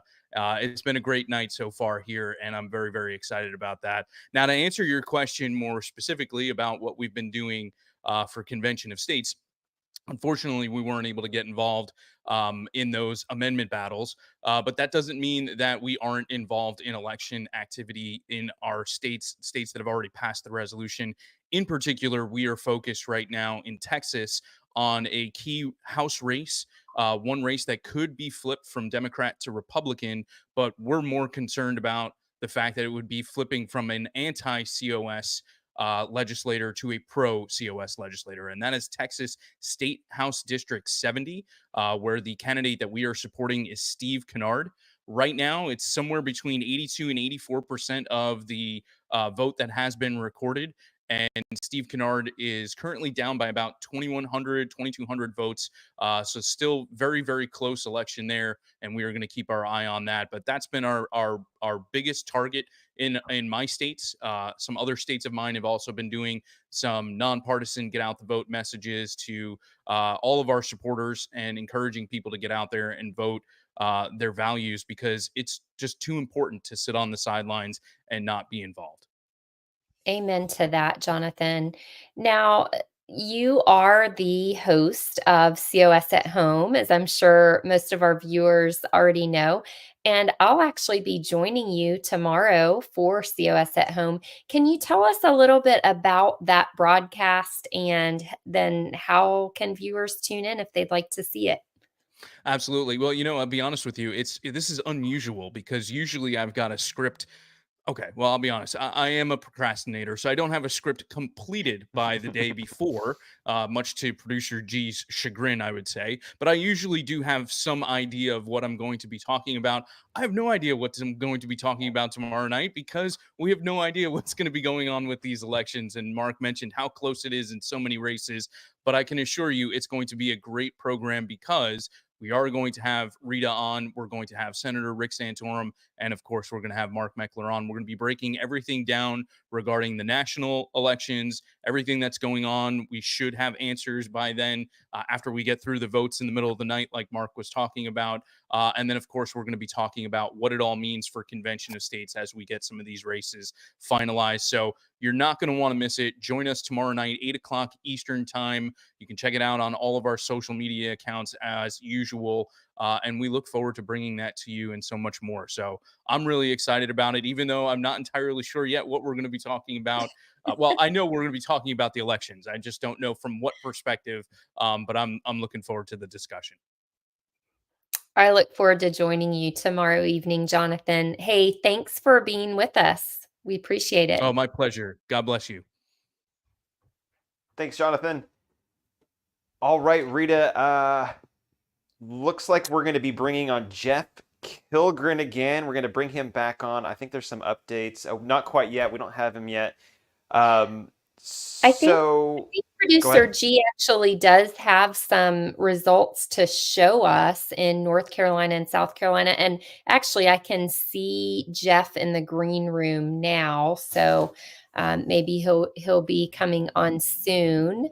Yeah, there he is. Jeff, do you want to talk to us about these results we're seeing in some of the races in South Carolina and North Carolina? Looks like we're starting on South Carolina. Yeah, just looking at the North Carolina official state results, they seem to get their results a little bit faster than South Carolina for whatever reason. But in some of the cases that they've got all the precincts in or a majority of the precincts in, so it's pretty solid results. And I've updated your famous spreadsheet accordingly, Rita. But it looks like, based on those results, which are pretty solid, that we've won Senate District 4, Newton, Senate District 24, Britt, in the North Carolina Senate, and in the North Carolina House, it looks like we've won House Districts 5, which is Ward, 9, which is Reeder, 12, which is Humphrey, 25, which is Chesser, 47, which is Lowry. Now, that's not 100% done deal, but some of those, all the precincts are in. Quite a few of them are sizable majority of the precincts are in. So those are looking pretty solid results there. Yeah, that's great. Were you expecting to have that many wins in those races? I don't know, to tell you the honest truth, but they look very favorable. Grant mentioned earlier about Cotham as being a unique case. She was slightly trailing last time I checked, but she's only got 12 of 18 precincts in, so that could still go either way. Yeah. Well, that's exciting. We will keep monitoring those results. And so the source that producer G is looking at actually has her up. I don't know how recent that is, if that's in real time, but yeah, we hope that trend continues. That's really exciting, showing her up. It is a great story. All right. Well, Jeff, thanks for the little report. And as I said, we'll keep looking at these results. And as we get some more of them finalized, we may have you come back on again. All right, Rita. Well, there's lots of things developing right now. I think we're going to be going to our news reporters in just a second. But yeah, if we could go ahead and Rita, if you can keep going with the North Carolina. Yeah, I will come back to North Carolina in just a second, but I also want to let our viewers know that we do have some more exciting guests scheduled to be on. We don't have them yet, but we are hoping to be able to visit with Senator Rick Santorum within the next hour. He is, of course, doing reporting for Newsmax tonight, but he said to me he would love to join us. So hopefully he'll be backstage in the green room within the next half hour or so, and we'll get to hear from him. I can't wait to see his reaction to the different things that are happening. And then, of course, Rick Green, we're hoping to have him join us a little later too. Okay, so Producer G, do you want to put up the results again and we can take another look at those? Okay, this is North Carolina House District 98, and it looks like the Democrat Beth Helfrich is up right now. 9 of 11 precincts reporting. North Carolina House District, 73. Jonathan Almond, who is a candidate that we supported, is currently ahead in that. Oh, and looks like that's final. It shows 20 of 20 precincts reporting. So that looks like a win for a COS candidate. So that's good news. All right, Dennis Riddell is our longtime North Carolina Convention of States legislative sponsor. So, of course, our team was out in full force to support Representative Dennis Riddell. He is a true Convention of States champion and just a fine human being in addition to that. And doesn't look like we have results in for him yet. But House District 653, House District 53, this looks like a pretty decisive win for Howard Penny, another candidate that we had supported, so another victory there. House District 47, Jared Lowry, another COS candidate supported by our teams. 24 of the 31 precincts are reporting, so that looks like it's going in a strong direction for another COS candidate. And House District 37 in North Carolina, Aaron Pear looks to be leading. Not sure how final those results are. North Carolina House District 35, Yvonne Hopkins appears to have a slight lead over the COS candidate in that district. House District 25, Alan Chesser, a candidate that our team supported because he is a strong advocate for Convention of States. Looks like he's got a pretty decent lead there. And actually, those results may be final. It looks like all precincts reporting, so that would be a victory for Alan Chesser. House District 24 looks like Pittman has a lead over the candidate that Convention of States is supporting, but that looks to be still a pretty tight race, and it looks like all the results are not yet in there. So we'll keep watching that one. House District 12, Chris Humphrey, another COS candidate. Wow, that's a decisive victory. Congratulations to Chris Humphrey. And here's another one, Timothy Reeder, another COS supporter, has won that race, all precincts reporting, and that was a great victory. Congratulations to Timothy Reeder.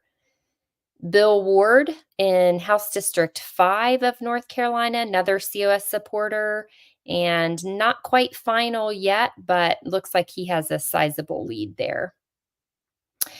Senate District 49. Okay, this looks like it is a decisive loss for the COS candidate, Christy Sluter. So sorry to see that, but we can't win them all. We do seem to be winning a lot. Senate District 24 in North Carolina, Danny Britt. Looks like it's not finalized yet, but he does have a great lead there.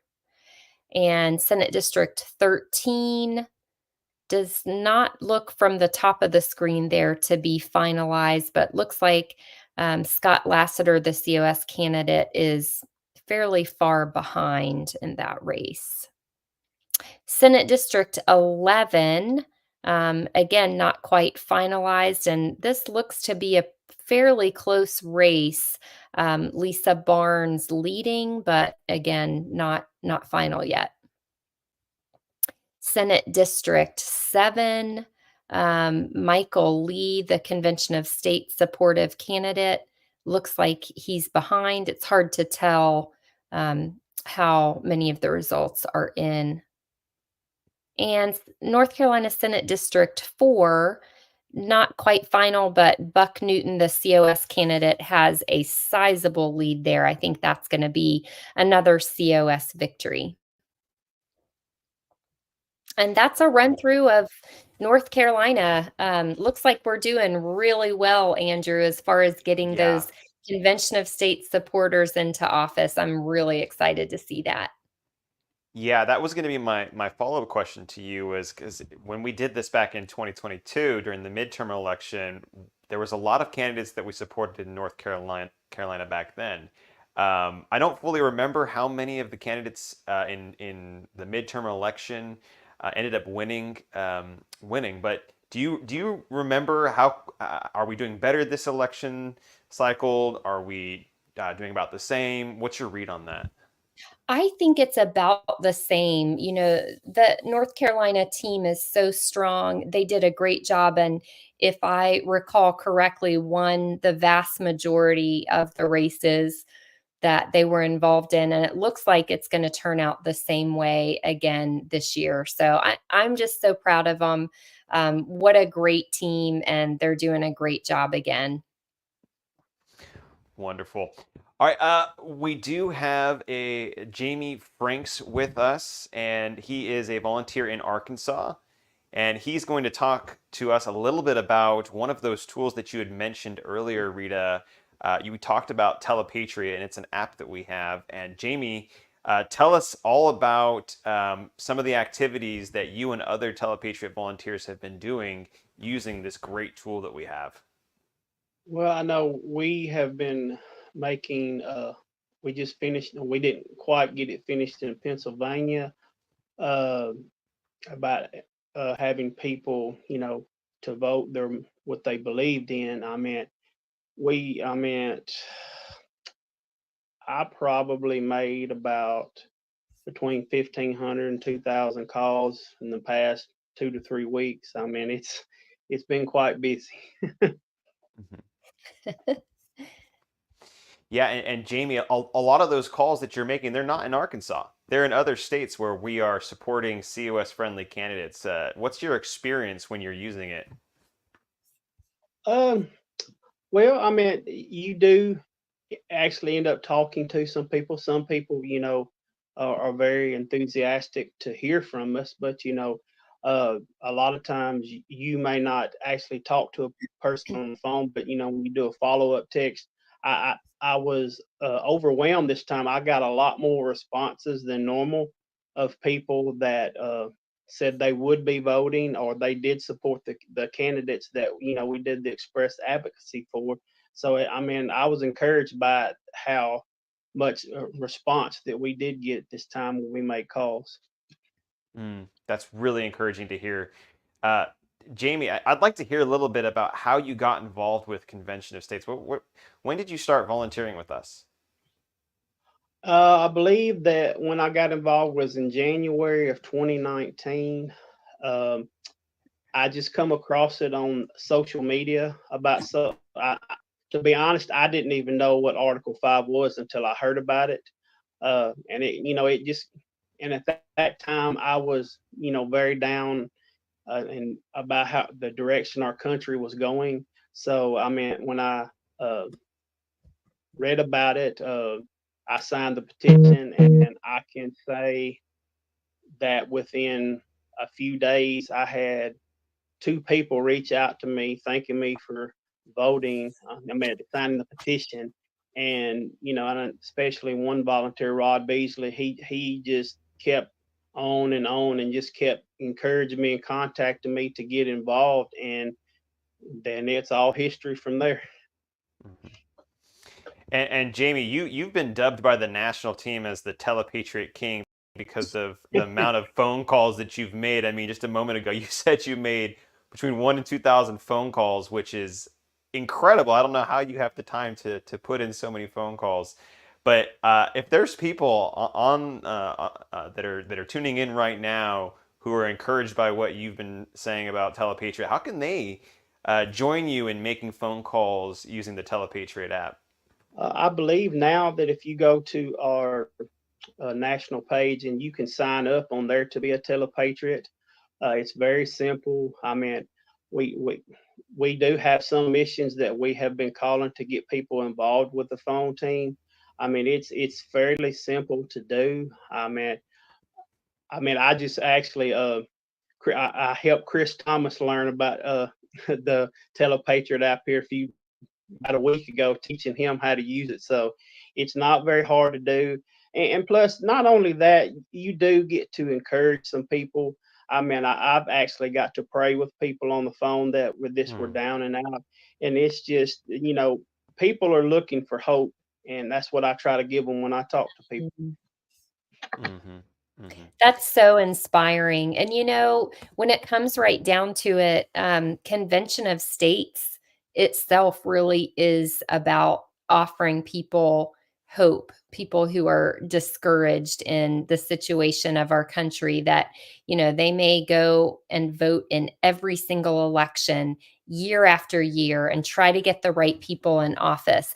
But because we have a structural problem now in this country, voting, although it is absolutely essential, it isn't enough. We have to go that next step, and that next step is a convention of the states. So I'm so excited to hear about what you're doing and how you love to do Telepatriot. Why do you love it so much? Just tell us, why do you enjoy working with Telepatriot? Well, I'll be honest, at first, I believe when I first really started loving it is when we had the mission, when the school board elections in Houston. And, we kind of made it a little competition there, see who can make the most phone calls. But, I kind of aggravated Jonathan, for a few days. How many calls did I make? How many calls did I make? But as I kept making calls, I just got to where I liked it more and more, because it was something that I realized I was good at, and I could put a lot of time and effort into, that I'm passionate about. And so that's why I do it, is I love to talk to people. And so that, every chance I get, I try to help. I don't always get to make, on each mission, I don't always get to make as many calls as I would like. Some I do, but some I don't.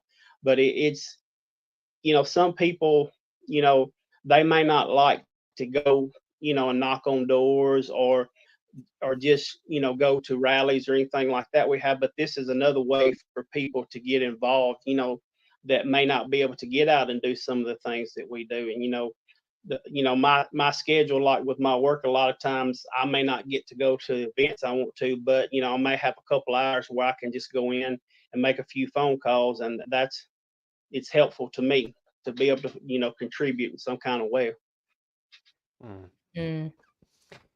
Jamie, it's so cool to hear how you getting activated locally is having such an impact nationally, because you're making all these phone calls, and it's not just, this isn't the first election that you've been making phone calls in. You've been doing it for a long time now.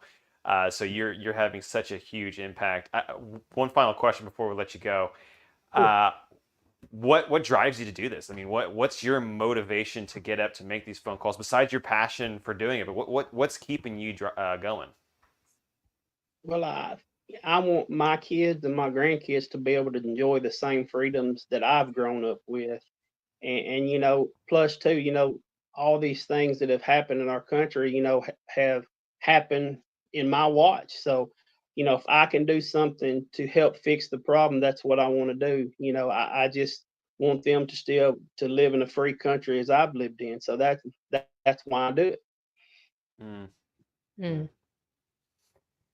Thank you, Jamie. Pleasure having you back with us. Thank you for telling us about Telepatriot and for all of the phone calls that you've made. You've made such a huge impact in those races. So thank you, Jamie. All right, well, Rita, it's time to get another national update from Kristen, and now we have a new intern from the Emerging Leaders Program. We have Rachel Martin joining us. Good evening, everyone. My name is Rachel Martin, and I'm the video intern here at COS. I want to take the time to update you on the presidential election, particularly in the key battleground states. As of now, Donald Trump leads with 205 electoral votes, while Vice President Kamala Harris remains at 117. So here are some of the updates from the most closely watched battleground states. In Pennsylvania, with 45% of the vote in, Trump holds a slim lead at 50%, while Harris is close behind with 48%. In North Carolina, Trump continues to lead with 52% of the vote, while Harris has 47%. In Georgia, with 80% of the votes counted, Trump is ahead with 51%, while Harris has 49%. In Michigan, Harris has taken the lead and with 50% of the vote compared to Trump's 48%. Wisconsin is an extremely tight race with 40% of the vote in. Trump leads by just a slight margin at 49.40%, while Harris is at 49.10%. As you can see, these battleground states are proving to be pivotal in determining the outcome of this election. With so many states still in play, it's clear that every vote counts. And with that, I'll toss it over to Kristen for more updates. Thank you, Rachel. We have some exciting updates from the House and the Senate. Starting on the Senate side, the balance of power now looks to be sitting at 49 Republican seats and 39 Democrat seats. Highlighting a few of those key races in Michigan, Democrat Alyssa Slotkin is currently leading with 51%, while Republican Tom Rogers has 46%. In Montana, Barb is leading with 37%. While Dowd has 25%. So those are races that we will keep watching as more of the vote comes in. In Wisconsin, another key race, Republican Eric Hovde is leading with 49%, while Democrat Tammy Baldwin is right there with him at 49%. So that's definitely going to be a close race. In Arizona, as the votes start to come in for that, Democrat Ruben Gallego is leading at 53%, while Republican Carrie Lake is trailing at 45%. So polls there are closed, but still only reporting about 34% of the vote. In Ohio, Bernie Moreno is leading at 51%, while Sherrod Brown is still sitting around 45%, and about 73% of the vote is in there. And then finally in Pennsylvania, that race again is neck and neck between Republican Dave McCormick and Democrat Bob Casey. So we will keep watching those close races.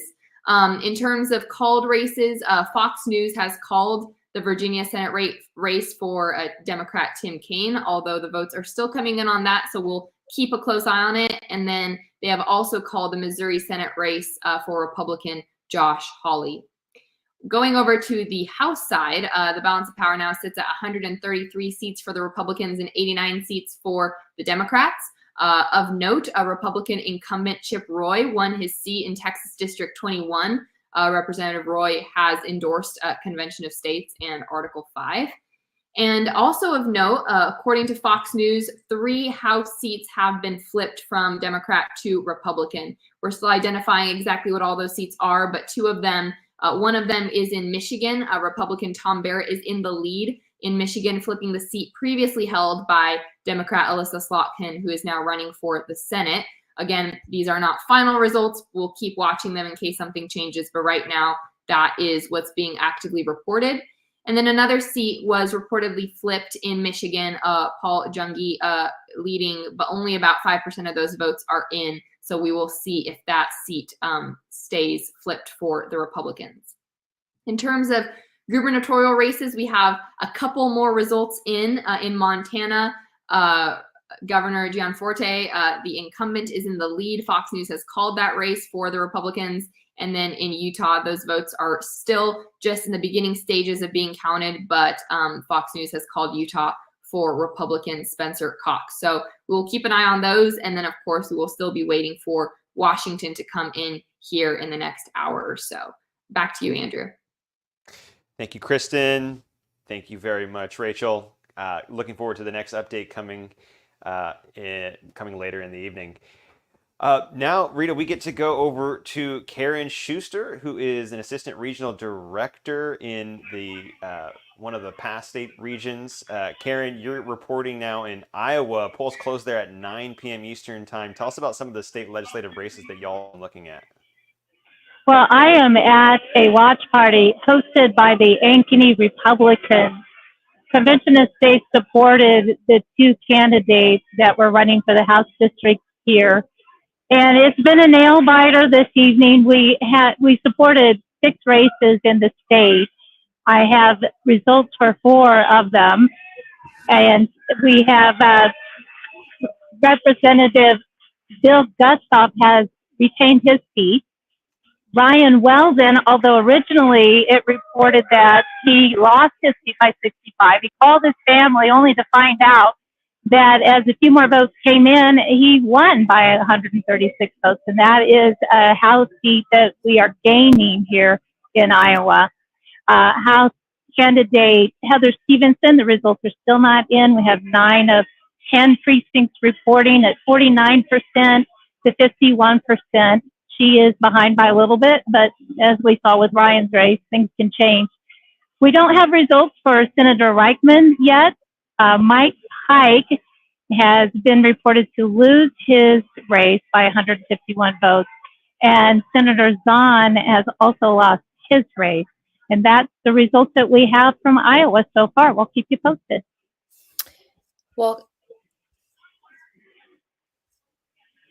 Well, Karen, tell us real quick, how are you feeling right now seeing some of these results coming in?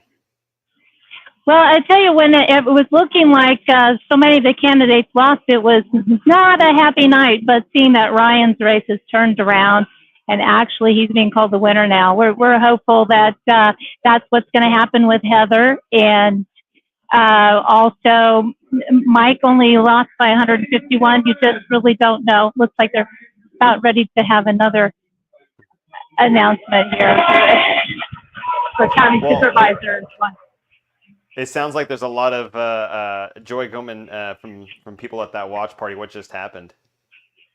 Oh, the county supervisor, Republican won the county supervisor, so that's what they're announcing. It's looking good for us with the House races. That has been the race, the chamber that we've had the trouble in with, and looks like we're going to pick up a seat for a convention of states and hopefully more. So I think that good things are ahead from Iowa, but please keep us in your prayers. It's been a nail biter. I feel like we're in overtime with the election here. Is that it just keeps so close in all these races. Karen, I know that Bill Gustav was in a really tight race for a while. You and I were worried about his seat because, of course, he is a huge Convention of States champion. So I was just so relieved and happy to see that he pulled off a win, because early on it didn't look like it was going to go that way, but I was really happy to see that. And I know that our Convention of States Iowa team and you personally did a lot of work to support him. So I just was excited to see that win. Yes, it's been a nail biter. He started behind, but as the precincts were coming in, he just kept creeping up until he topped off and beat his opponent. So we're really happy to retain his seat. As you said, he's a champion. He was our lobbyist before he became a representative. So we're just very happy for him. He's at another watch party, or probably could have him say a few words.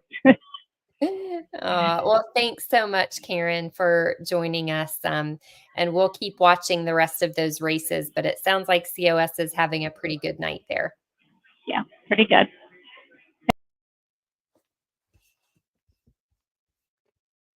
Well, Rita, right. it sounds like we're having some great success, not just in North Carolina, but in Iowa. So what do you make of all this as more results keep coming in?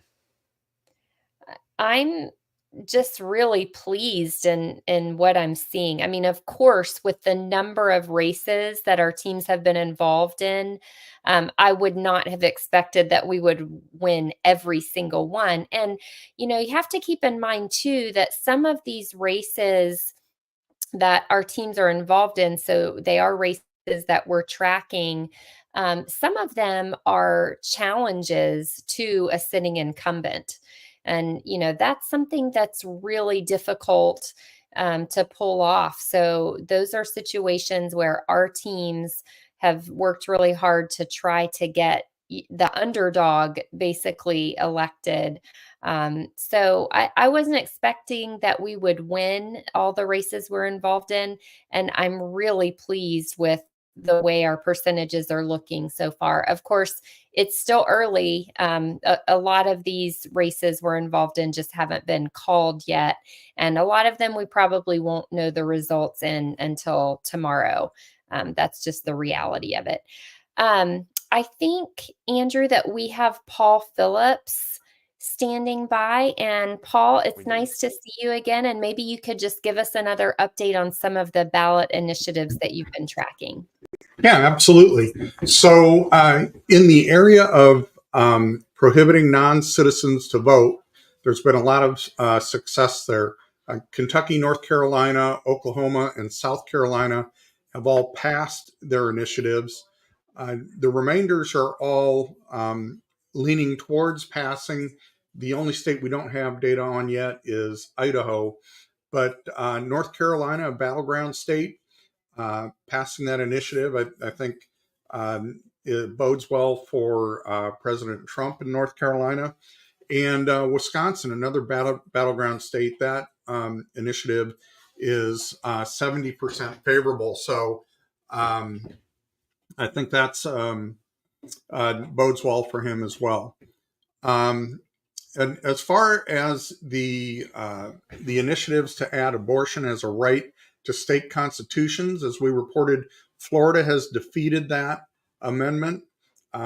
As expected, Colorado, Maryland, and New York have all passed that amendment. And many of the others are a little too close to call right now. Pretty close to 50-50. So we'll see what happens there. Arizona, of note, is reporting about 34% of the votes in, has 64% support for their amendment. So that could bode well for Kamala Harris in that state. And the other purple state or battleground state is Nevada. We don't have any information on that one yet. So there's an update on the state ballot initiatives.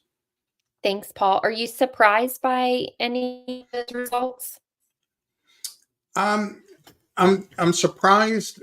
Again, all the numbers aren't in, but by some of the success so far. Missouri, for example, 54% have voted in favor of that.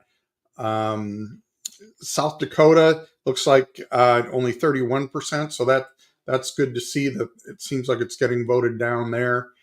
And Nebraska's an unusual circumstance. They actually have competing ballot initiatives. One prohibits abortion after the first trimester, and that has 48% support. And the other provides a right to abortion before fetal viability, and that has 57% support. So, as I said, kind of some battling initiatives there. But, I go back to what Mark said when he was on with Florida defeating Amendment 4 there. It seems like Ron DeSantis has kind of shown the way for defeating some of these initiatives. Yeah. Well, thanks, Paul. We really appreciate you keeping us apprised of what's going on with the ballot initiatives, because again, that's another huge part of this election. And, it's a great privilege that citizens have to choose from time to time to approve or reject these state constitutional amendments. And of course, it's directly related to what we're working toward at Convention of States. So thank you for watching those for us. Sure thing. Rita, looks like we got more results coming in for South Carolina, and we have Jeff Kilgren coming back to share some of those updates. Jeff, what do you got for us? Yeah, it looks like South Carolina is catching up with North Carolina on results. So some of these are pretty good. We got 100% of the results in for Richie Yao in House District 53. He's 74%, so that's a strong win. Fawn Petalina with 100% of the voting in House District 64. She's got 56% of the vote. That's a strong win. House District 102, Holman with 100% of the vote in. He's got 53% of the vote. That's, again, a strong win. And then there's some others that are quite a majority of the voting is in. It's not complete yet. In the House District 45, Newton, only 50% of the vote in, but he has a 64% lead. So I would expect Newton to win House District 45. And on the Senate side, there's some very interesting results. Senate District 29, J.D. Chaplin, a young cotton farmer, scoutmaster that I've met, just a nice young guy, 100% of the vote in. He's got 50% of the vote against the incumbent. So this would be one of your freshmen, Rita, if he wins. And the incumbent was a very powerful Democratic senator. They called him the Prince of Darkness because he had so much influence in the South Carolina Senate. I mean, Jerry Malloy, he's just a very powerful guy. And if J.D. Chaplin has unseated him, that's a big win for us.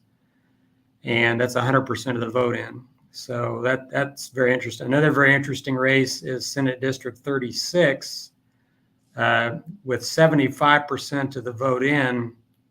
Jeffrey Zell is leading with 51% against the incumbent Johnson. Johnson was accused of voting shenanigans, both on his part in the Senate and his daughter that he got elected into the House. So there was a lot of accusations and testimony of voter irregularities in that district. And Jeffrey Zell is a COS guy.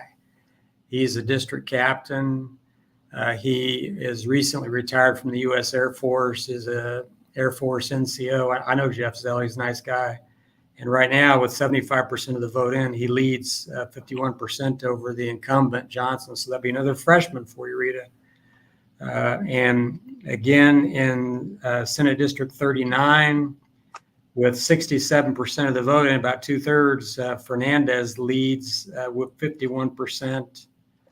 And in Senate District 40, 67% of the vote is in. Our candidate Carter is behind 47%, but he's up against Brad Hutto, which I think Rita will probably recognize that name. Brad Hutto is the guy that's been in there forever. And again, a very powerful state senator. So some really good, strong results on the Senate side. And probably Producer G will have more up-to-date graphics than I've been able to pour out of just going to the state website, but looks really good, Rita. Well, Jeff, I want to point out one more it's one that you referenced. House District 102, you said Harriet Holman had won that race, and she is a challenger as well, right? Yep. So that's great news. And I just want to remind everyone how hard it is for a challenger to unseat an incumbent. And in fact, it relates to one of the arguments we make and something the American people believe very strongly in, and that's term limits, because you get an incumbent in office, and it is very difficult to unseat them because they have so many advantages as an incumbent when it comes to fundraising, when it comes to name recognition. They just start, at such an advantage. So it's a major achievement of these challengers. And, I give a big part of the credit for those wins to our Convention of States team in South Carolina, which is, just like North Carolina, a dynamite team. I'm so proud of them. All right, Jeff, thanks for the update, and hopefully you'll stick around because we may come back to you for more. But I think producer G has some graphics for us to show us some results in Michigan. There are just 3 races in Michigan that we have been involved in, and there they are. Lisa Trombley in House District 103. Wow, I don't know, just 50. Well, I don't know if those results are final or if you know that, but wow, that's great. Looks like Lisa Trombley, who is a challenger. So in Michigan, all 3 of these races that our team was involved in, campaigning for these candidates who support Convention of States, these are challengers, and it looks like we've got a win. Wow, John Roth. That looks like a win. Let's see. Do we have District 109 for Michigan? Yeah, wow. Carl Bonick. That looks like a win. And finally, what about House District 21? Producer G, do we have that one? Okay, it looks like our candidate is behind there. That was House District 21. Okay, but it looks like we've got 2 great wins in Michigan. So I am very excited to see that. And then I think, do we have Diana Tellis still around for an Ohio update? We do. So let's see if we can get her in. Hi, Diana. Thanks for sticking around and give us your update. What's new in Ohio? Oh, we can't hear you, Diana. yeah. Oh. Oh. I've been watching the AP numbers, and it hasn't been called on the site that I'm following, issue 1, but it's gone down. That's I'm even seeing people celebrating that on Facebook by 500,000 votes. So that's down, and that's amazing. And Bernie Moreno, that race has not been called yet, but he's up about 200,000 maybe. So I would expect that to be called soon. Is 86% of the votes have been reported. So yeah, really, really happy about Ohio. I'm watching a few of the House races. We didn't get involved in, we did in the primary, but not in the general. But I'm just like kind of rolling through here, and our friends seem to be coming back. There's a couple House seats that were switched over. Some couple of candidates that one retired who was a strong COS advocate. Another one was a blue 22, we call them in Ohio, but kind of part of a coup that happened in the House, in the Ohio House. But that person, some of those candidates were primaried and successfully, and we did lose a COS supporter there. So we got a little work to do, a couple of wins, couple of losses, but we're looking good in overall in the Ohio legislature. So I did the update I thought I'd give. We didn't get involved in the congressional race at all for Bernie Moreno. But I did as a citizen, and I took great interest in it. And assuming this gets called, and I can't imagine it not being called soon, unseats an 18-year, incumbent leftist he's been there forever, and Sherrod Brown. And Sherrod Brown, I was told, originally ran on term limits, believe it or not, and he's been there 18 years. So that was a tall order for Bernie Moreno, solidly backed by Donald Trump for sure. He had shown up in this wide, very deep field of candidates in 2022 and dropped out. I think he may have been asked to drop out and made room for J.D. Vance, probably. That's a guess. I don't know where I heard that. But we do know that Bernie Moreno is an Article 5 supporter. We did go looking for his support at different rallies, and they kind of eluded us, didn't sign our survey right away. But we went ahead and did something wild and crazy and looked at our petition database, and we found Bernie Moreno in the database, having signed our petition. So he is an Article 5 supporter, and I'm told was also a state director for one of the Article 5 movements. I want to say balanced budget amendment. So we know we have solid support there, which is no small matter. And J.D. Vance as well signed our survey. Probably not quite as educated on it as Bernie Moreno, but we'll take it. And the next question would be, if Trump and Vance win tonight, who would take that seat? Because now we have Bernie Moreno winning, J.D. Vance moving on, obviously, probably, and our governor would supply us with a senator, and that looks to me like that would be a Matt Dolan, probably, from the things that I've read. That is unofficial, of course. But I would not be surprised if that's who ends up in that Senate seat. And he's not exactly my first choice. He is the one candidate who did not fill out the Convention of States survey in favor in 2022. But that's okay. I mean, we don't need him for that. Would like to see him vote in line with Bernie Moreno. But that's what I know about what's coming for the candidates in Ohio, in the Senate from Ohio. All right, Diana, thank you so much for that update. Really appreciate you keeping us informed. Thanks, Diana. And Rita, looks like we have another national report coming in. We have Kristen and Rachel back. All right. Welcome back, ladies. All right, so I am back and I'm here with more updates on the presidential race as we continue to track the latest developments tonight.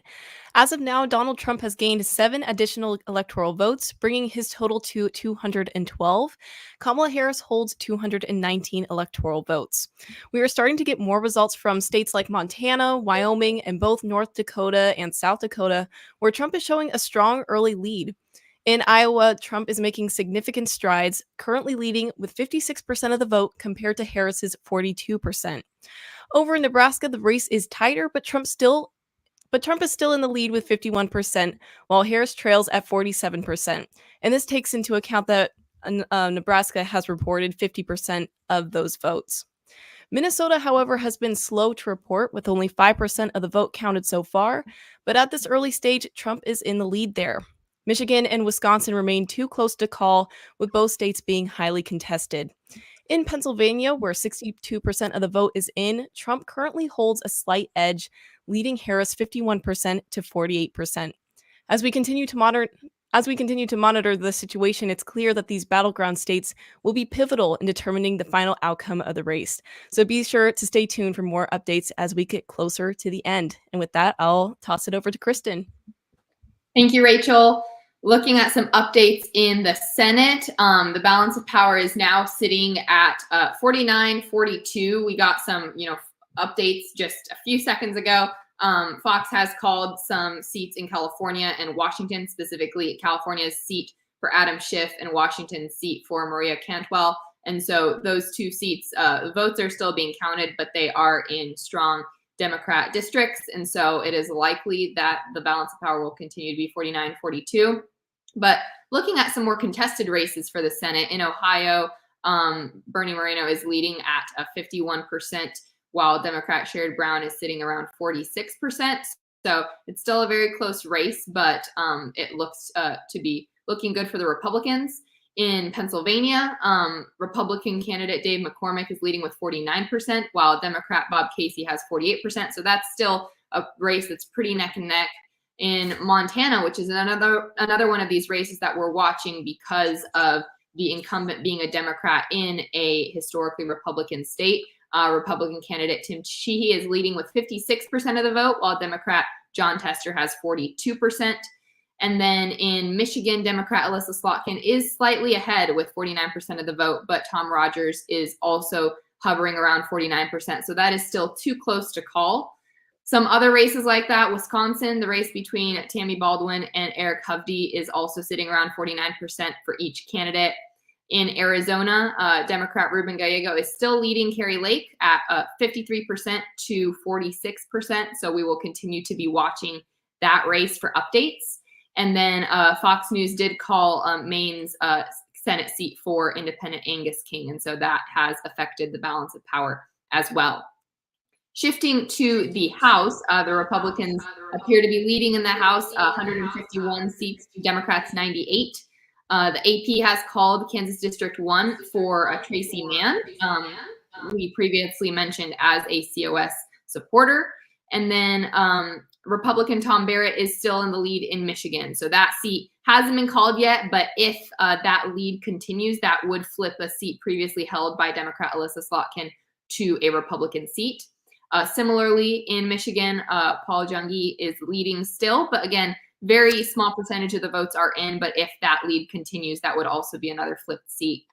There are 3 confirmed flip seats in races that were called. All 3 are in North Carolina for Republicans: Addison McDowell in District 6, Bragg Knott in District 13, and Tim Moore in District 14. So those 3 states are definitely helping the Republican lead, but there's a lot that could still happen in the remaining hours. And so we will continue to watch and wait. Back to you, Andrew. Thank you, Kristen. Thank you, Rachel. Rita, this just continues to be a nail biter. It's so much anxiety, but I'm movement in the rest of the evening.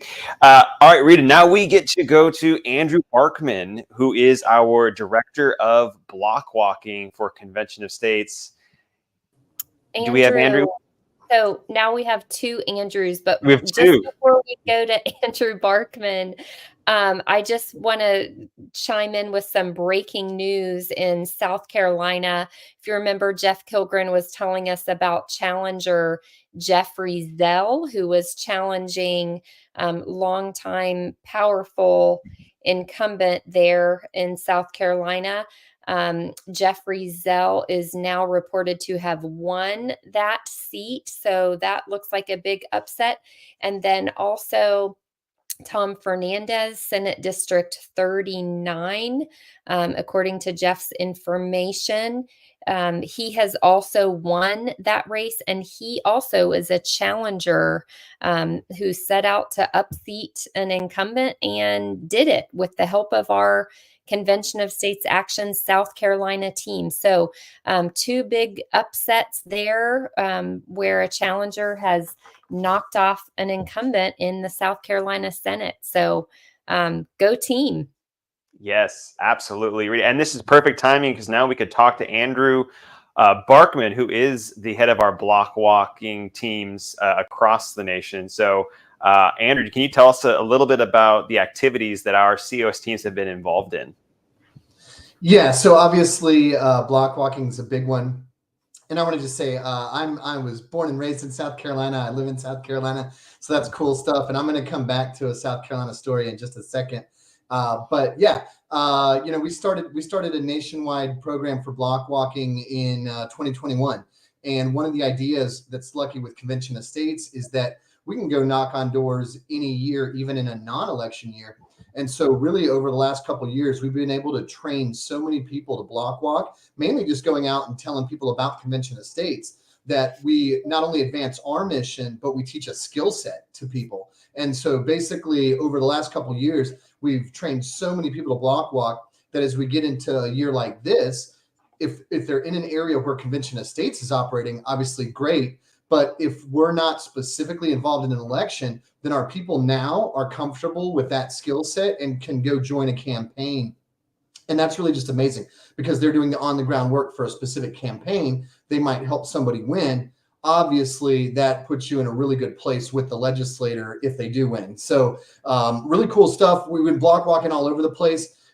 This spring, I actually went to Montana and we were working in primaries there. And for anybody who's on this call, I want to let you know that the smaller the race, the bigger your impact. And so one of the areas where we really have an ability to make differences is in primary races, because we can find COS supportive candidates to help them win the primary. You need less votes to win a primary.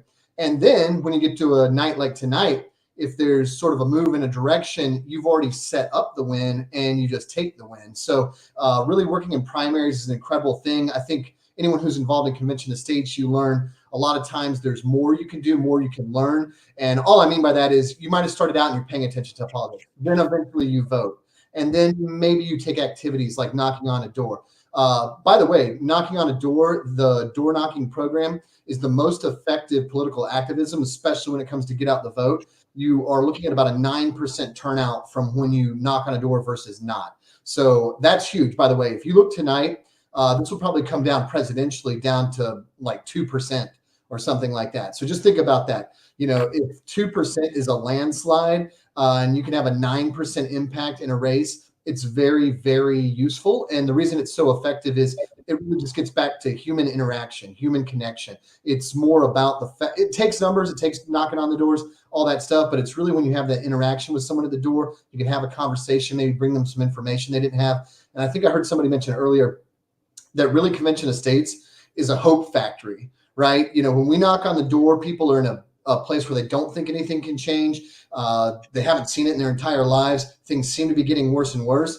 And then we show up and we look like the American flag if you're wearing the block walk t-shirt and we're smiling and we're telling them about Article 5, that there's something in the Constitution that is a legal and peaceful way to kind of rein back in this out of control federal government that nobody seems to have an answer for. And as people see that it exists, that there is a path and all that, you can see their faces light up.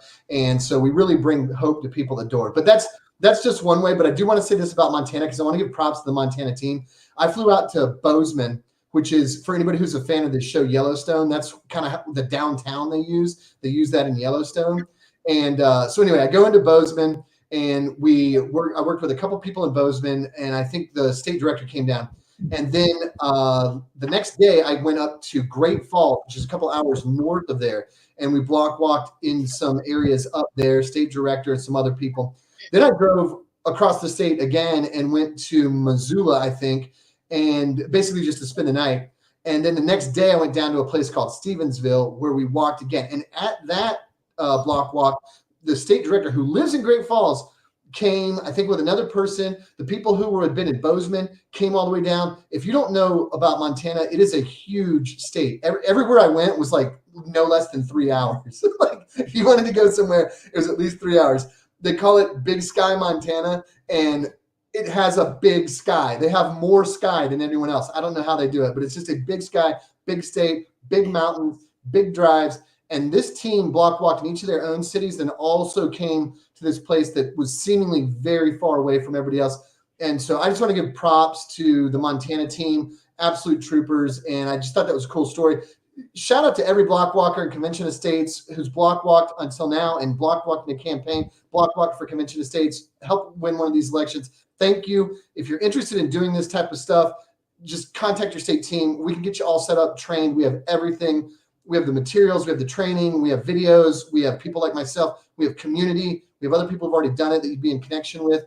And that's just one of the ways you can be involved. I also want to shout out to North Carolina. There's some ladies in North Carolina that have been block walking and just making noise. And so I just want a quick shout out to them. So I'll pause there and see if you guys had any other questions about block walking or any of the other activities we do.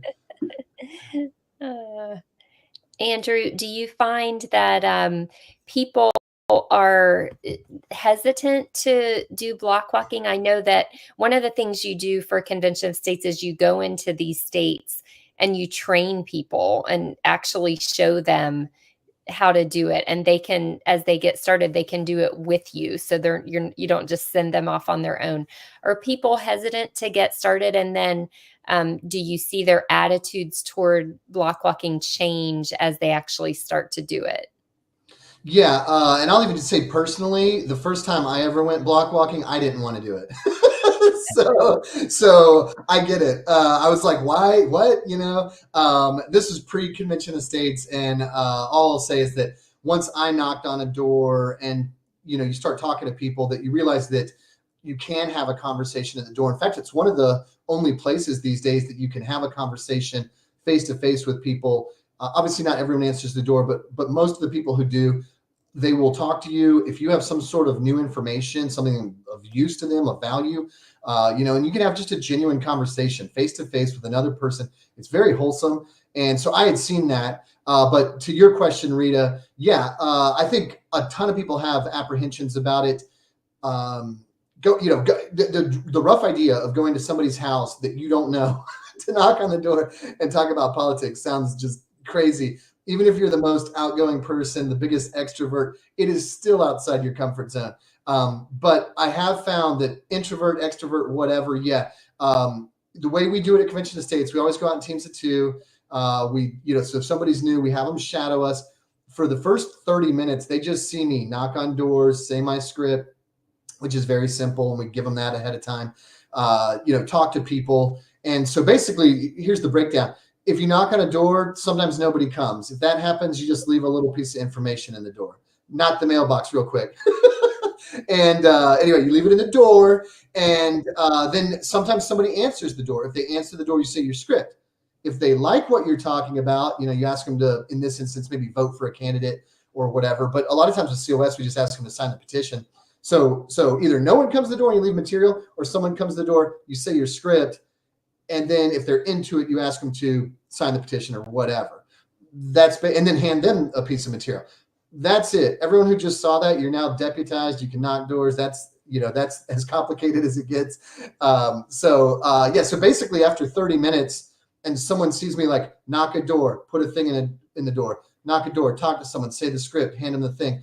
They look at me even, and they're like, Andrew doesn't have any special skills or talent. He's just the same, he's just doing the same thing over and over and over again. And so by like 30 minutes, you're like, okay, I think I can do this. The new people are generally almost chomping at the bit by that point. They're like, all right, this is easy. I see what he's doing. I don't need a trainer, but I still hang out in case they get thrown like a weird curveball or something. Mm-hmm. Andrew, one of the reasons that block walking is such an important activity is that it's such a visible demonstration to state legislators of the Convention of States Army at work. So it really shores up our credibility. And that is an important factor in acquiring or retaining legislator support in order to pass our Article 5 application for term limits, fiscal restraints, and further limits on federal power. Oftentimes, the direct goal of a block walking campaign is to acquire new petition signatures or just inform local citizens about an upcoming election. So would you say more about the direct and indirect benefits of block walking? Yeah. So, again, there's multiple different things we can do at Convention of States that's very unique to us. The first one, simply put, is that we can go out and talk to people whenever we want. We can pick the weekend. You do it for free. There's no cost to do it. It's just literally our time. And so we can go to literally our own neighborhood and go to our own house district, and we can just talk to people about Convention of States. So often people who hear about Convention of States want to tell other people about Convention of States, but they don't know who or when or where or any of that stuff. Where do you track down people? This literally, we just go to a neighborhood. And the beauty of doing the Convention of States block walking for Convention of States is that we don't even need an app for that. We don't need any technology, right? We just pick a neighborhood and we go to every single door.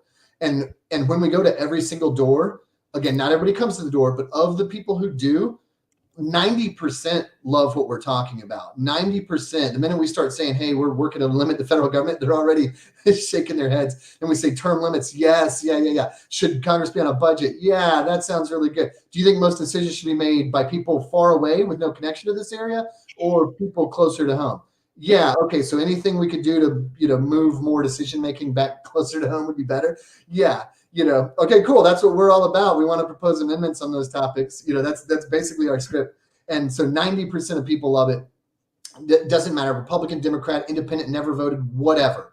People love what we're talking about. They've never heard it before, and it's great. So we can go talk to people about Convention of States, and we can get petitions signed. When someone signs the petition, the basics there is that goes to their local state level legislators, state house, state senate, and that's where we operate, in the state legislatures. So we can talk to people in their local area. They can have impact with their local legislators. Their local legislators impact the state, and the state chooses to join other states in a convention. That is it. And so when we go out for Convention of States, we tell people about Convention of States, we get petitions signed, and also it can be a great way for a new volunteer to just start to do something when they're not necessarily super knowledgeable yet. They can shadow somebody, they can follow a script, these types of things. They don't have to be ready to talk to a legislator about Convention of States just yet. This is great training ground for that. And so, again, they get to hear the COS message over and over again. They start saying it. That's incredible. That's one thing. That is one thing we can do with block walking. Another one is elections. That's what we're talking about tonight, right? Like I said, 9% turnout from block walking. You want to make an impact, you do it. What Rita said is accurate. When people see a team of people out, even if it's 2 people, out, same shirts, doing something material, they see that you're organized. It is a visual, she just said, a visual representation that you are an organized group, an organization, right? You are organized and you are taking action to make a difference. And that stands out to the people at the door, stands out to legislators. It shows that you mean business. And you get results, So if you like that, that's a killer thing to do. So COS support, just telling people about it, great. Elections, great. And here's another one. Elections, these lead to people being in office. And so in January, there's going to be legislatures open. And that's when it's time to get to business of actually an individual state deciding to pass a resolution to join the other states in a convention. Sometimes in those moments, we need someone to pay attention to us and they aren't listening any other way. And so you can block walk in their neighborhood. By the way, please check with your state team before you do this. But we can go straight to their neighborhood. And we basically, like I said, keep in mind, when anyone who answers the door, 90% chance they're going to love what we're doing. So I can do that in any neighborhood. I go to the neighborhood of the legislator and I talk to anybody who'll talk to me and I get them all fired up about Convention of States. And guess what? They're like, oh, that's my neighbor. Hey, I see that guy at the pool. Blah, blah, blah. That's my cousin, whatever. And so it really has an impact. They see it. They know people are talking to us. They know their friends and family want this to happen. And actually, I'll tell one other quick cool story along these lines. A lot of times you do come, the beauty of Convention of States and the fact that we're working with state legislature, the state legislators actually live and work in their district, whereas U.S. senator or whatever may not, right? Or not anywhere near you or whatever. So they have natural connections, family, friends, work associates, vendors, if they run a company, or suppliers, customers, whatever. They have natural connections there in the community. As we go out and talk to people about Convention of States, all those people want Convention of States to happen. So all their friends, family, whatever. And we had a lady that was like the aunt of a legislator that we came across. And she's like, I'm going to see him at the pool later. I'm going to tell him to become a COS supporter. And he did. So I'll pause there on that. But those are 3 different ways you can use block walking. They're all great. Andrew, last question, because we got to let you go and go to some more updates. But real quick, how can any of our viewers who are tuning in right now, how can they help participate in block walking activities? Where can they go? I would say just talk to your local team, and at a minimum, go to conventionofstates.com and click Take Action, and then you can sign up to be a volunteer activist. And you can put in there that you want to block walk. But I do want to say this. Although my title is National Block Walk Coordinator, that is but a mirror of the things I do, a scratch of the surface. We also do telepatriot calls, as you heard earlier tonight. We also do texting, which has really blown up and been really popular. I want to give one quick story. There was a guy, I do a telepatriot training every single month, 3rd Saturday of the month, noon to 1 o'clock Eastern time. You can find it at conventionofstates.com/phone team. And I had a guy who did the last training before the election, which was October 19th, learned how to use the app. By Monday, he was in the top 10. And by that Wednesday, he was #1 in the nation. His name is Charles Horton, goes by Chuck Horton. He's out of Ohio. I've known him since I, was an early on, I guess, just come on staff. I've been volunteering for a few years. And so anyway, Telepatriot is another way you can get involved. And then texting, we do P2P texting, which is basically your phone to somebody else's phone. And that's been huge. So all of those are ways you can get involved. And by the way, we're going to be doing a big thing that's coming down the pipeline. We started, some of my block walk captains in Massachusetts basically went to grocery stores because they were getting rained out when they were trying to block walk. They were getting rained out. So they went to a grocery store, and we've had incredible success there, basically setting up a table at a grocery store, similar, free, talk to people about convention states. So as you come into 2025, there's ways to block walk, do a table event, make phone calls, send text. All of these things are easy. Just go to conventionstates.com, hit take action, and fill out that volunteer, I believe it's volunteer activist thing, and just say whichever one of those you want to do. Any one of them is super easy. You can do right off the bat. You don't need to know a ton. We give you the training, very simple stuff. You tap a button, send a text, make a phone call, read a script, knock a door, read a script, be at a table event at a grocery store, say a very simple script and talk to people. So I just want to say there's a bunch of ways to do that. And actually, if you guys will be super kind to me, I want to read an email from a lady named Sheila Ryland out of South Carolina, who's an incredible volunteer, incredible person, great role model in both of those categories. And she sent this email out today about Telepatriot campaigns that were happening in South Carolina. Sheila, I love our Telepatriot missions. Yes, it's hard and time consuming, but they come only every few years, and I feel it is a great way to make a difference. I had wonderful conversations with a lot of fellow patriots across South Carolina. One man told me, quote, I usually hate these kinds of calls, but I love this one, end quote. I also received lots of thank yous for trying to help get out the vote. Sometimes they even called me back to tell me. One other thing I noticed this time around was the number of text messages and emails that I received back. People assured me that they were united in the effort to push back on the way this country was heading. I also think it is a great way for us to get the name of Convention of States out in the community. A few people were a little confused about what COS was, but when I briefly explained it, they agreed that yes, they believed in the mission. I liked reminding people that COS is an active grassroots army. Boom. That's Sheila Ryland. She didn't even send it to me. She kind of sent it to a group. I just think it's beautiful, and I think you guys need to hear that. It's encouraging. Join us. If you helped in any way to get any wins tonight, you deserve all the credit. And if you'd like to be involved in the future, join me. We can get you trained, and we'll get you on the team. Andrew, thank you so much for dropping in. Whatever you have in your mug, I need some of it in here because you have so much energy, so much enthusiasm, and it's just incredible. It's infectious. Thank you for dropping in, Andrew, and giving all of those updates and talking about all of the great activities that our grassroots can do. Rita, we have a couple of more updates. We're going to go to Miles, who is the state director of New Mexico. He's got a few updates there. We had some candidates that we supported. Miles, great for you to join us. Tell us what updates do you have? Thank you. Thank you. Yeah, I've been watching this. I've got another laptop, so I don't know how to present it to you. So we'll just talk it through. But yeah, Andrew he kind of segued for us here. We supported 4 candidates. We had a pretty short window of time to put together our resources and our strategy for a campaign, and so we picked 4 candidates for particular reasons. It looks like, Andrew, we're going to split it down the middle. Not all the precincts are in, not all the counts are in yet, but to kind of give you a little background on what our strategy was, we picked a candidate down here in the southern part of the state, House 53, that had run a very close campaign before. The other side was in a bit of a disarray, and we saw that they were vulnerable, so we decided to step in and help Elizabeth Winterode, and also a Senate candidate down here in the southern part of the state, Samantha Barncastle, who was running against a hard left candidate down here, and we thought that we might have a chance to be able to help her. In the other part of the state, the Albuquerque area, we picked out 2 candidates up there, both Senate candidates. One was challenging the chairperson of the committee that shut us down pretty hard 2 years ago. And we knew that was a long shot, but he was running a pretty good campaign, so we went to help him.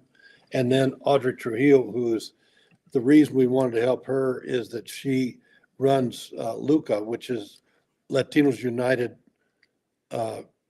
for Conservative Action, is what the acronym is. And she's a very, very vocal, staunch supporter of ours.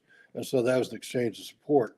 What it looks like is the Barncastle race looks good. It's tight, but from when I look at the precincts that have come in and everything, she's leading by about 600 votes, but I think she'll hold that lead.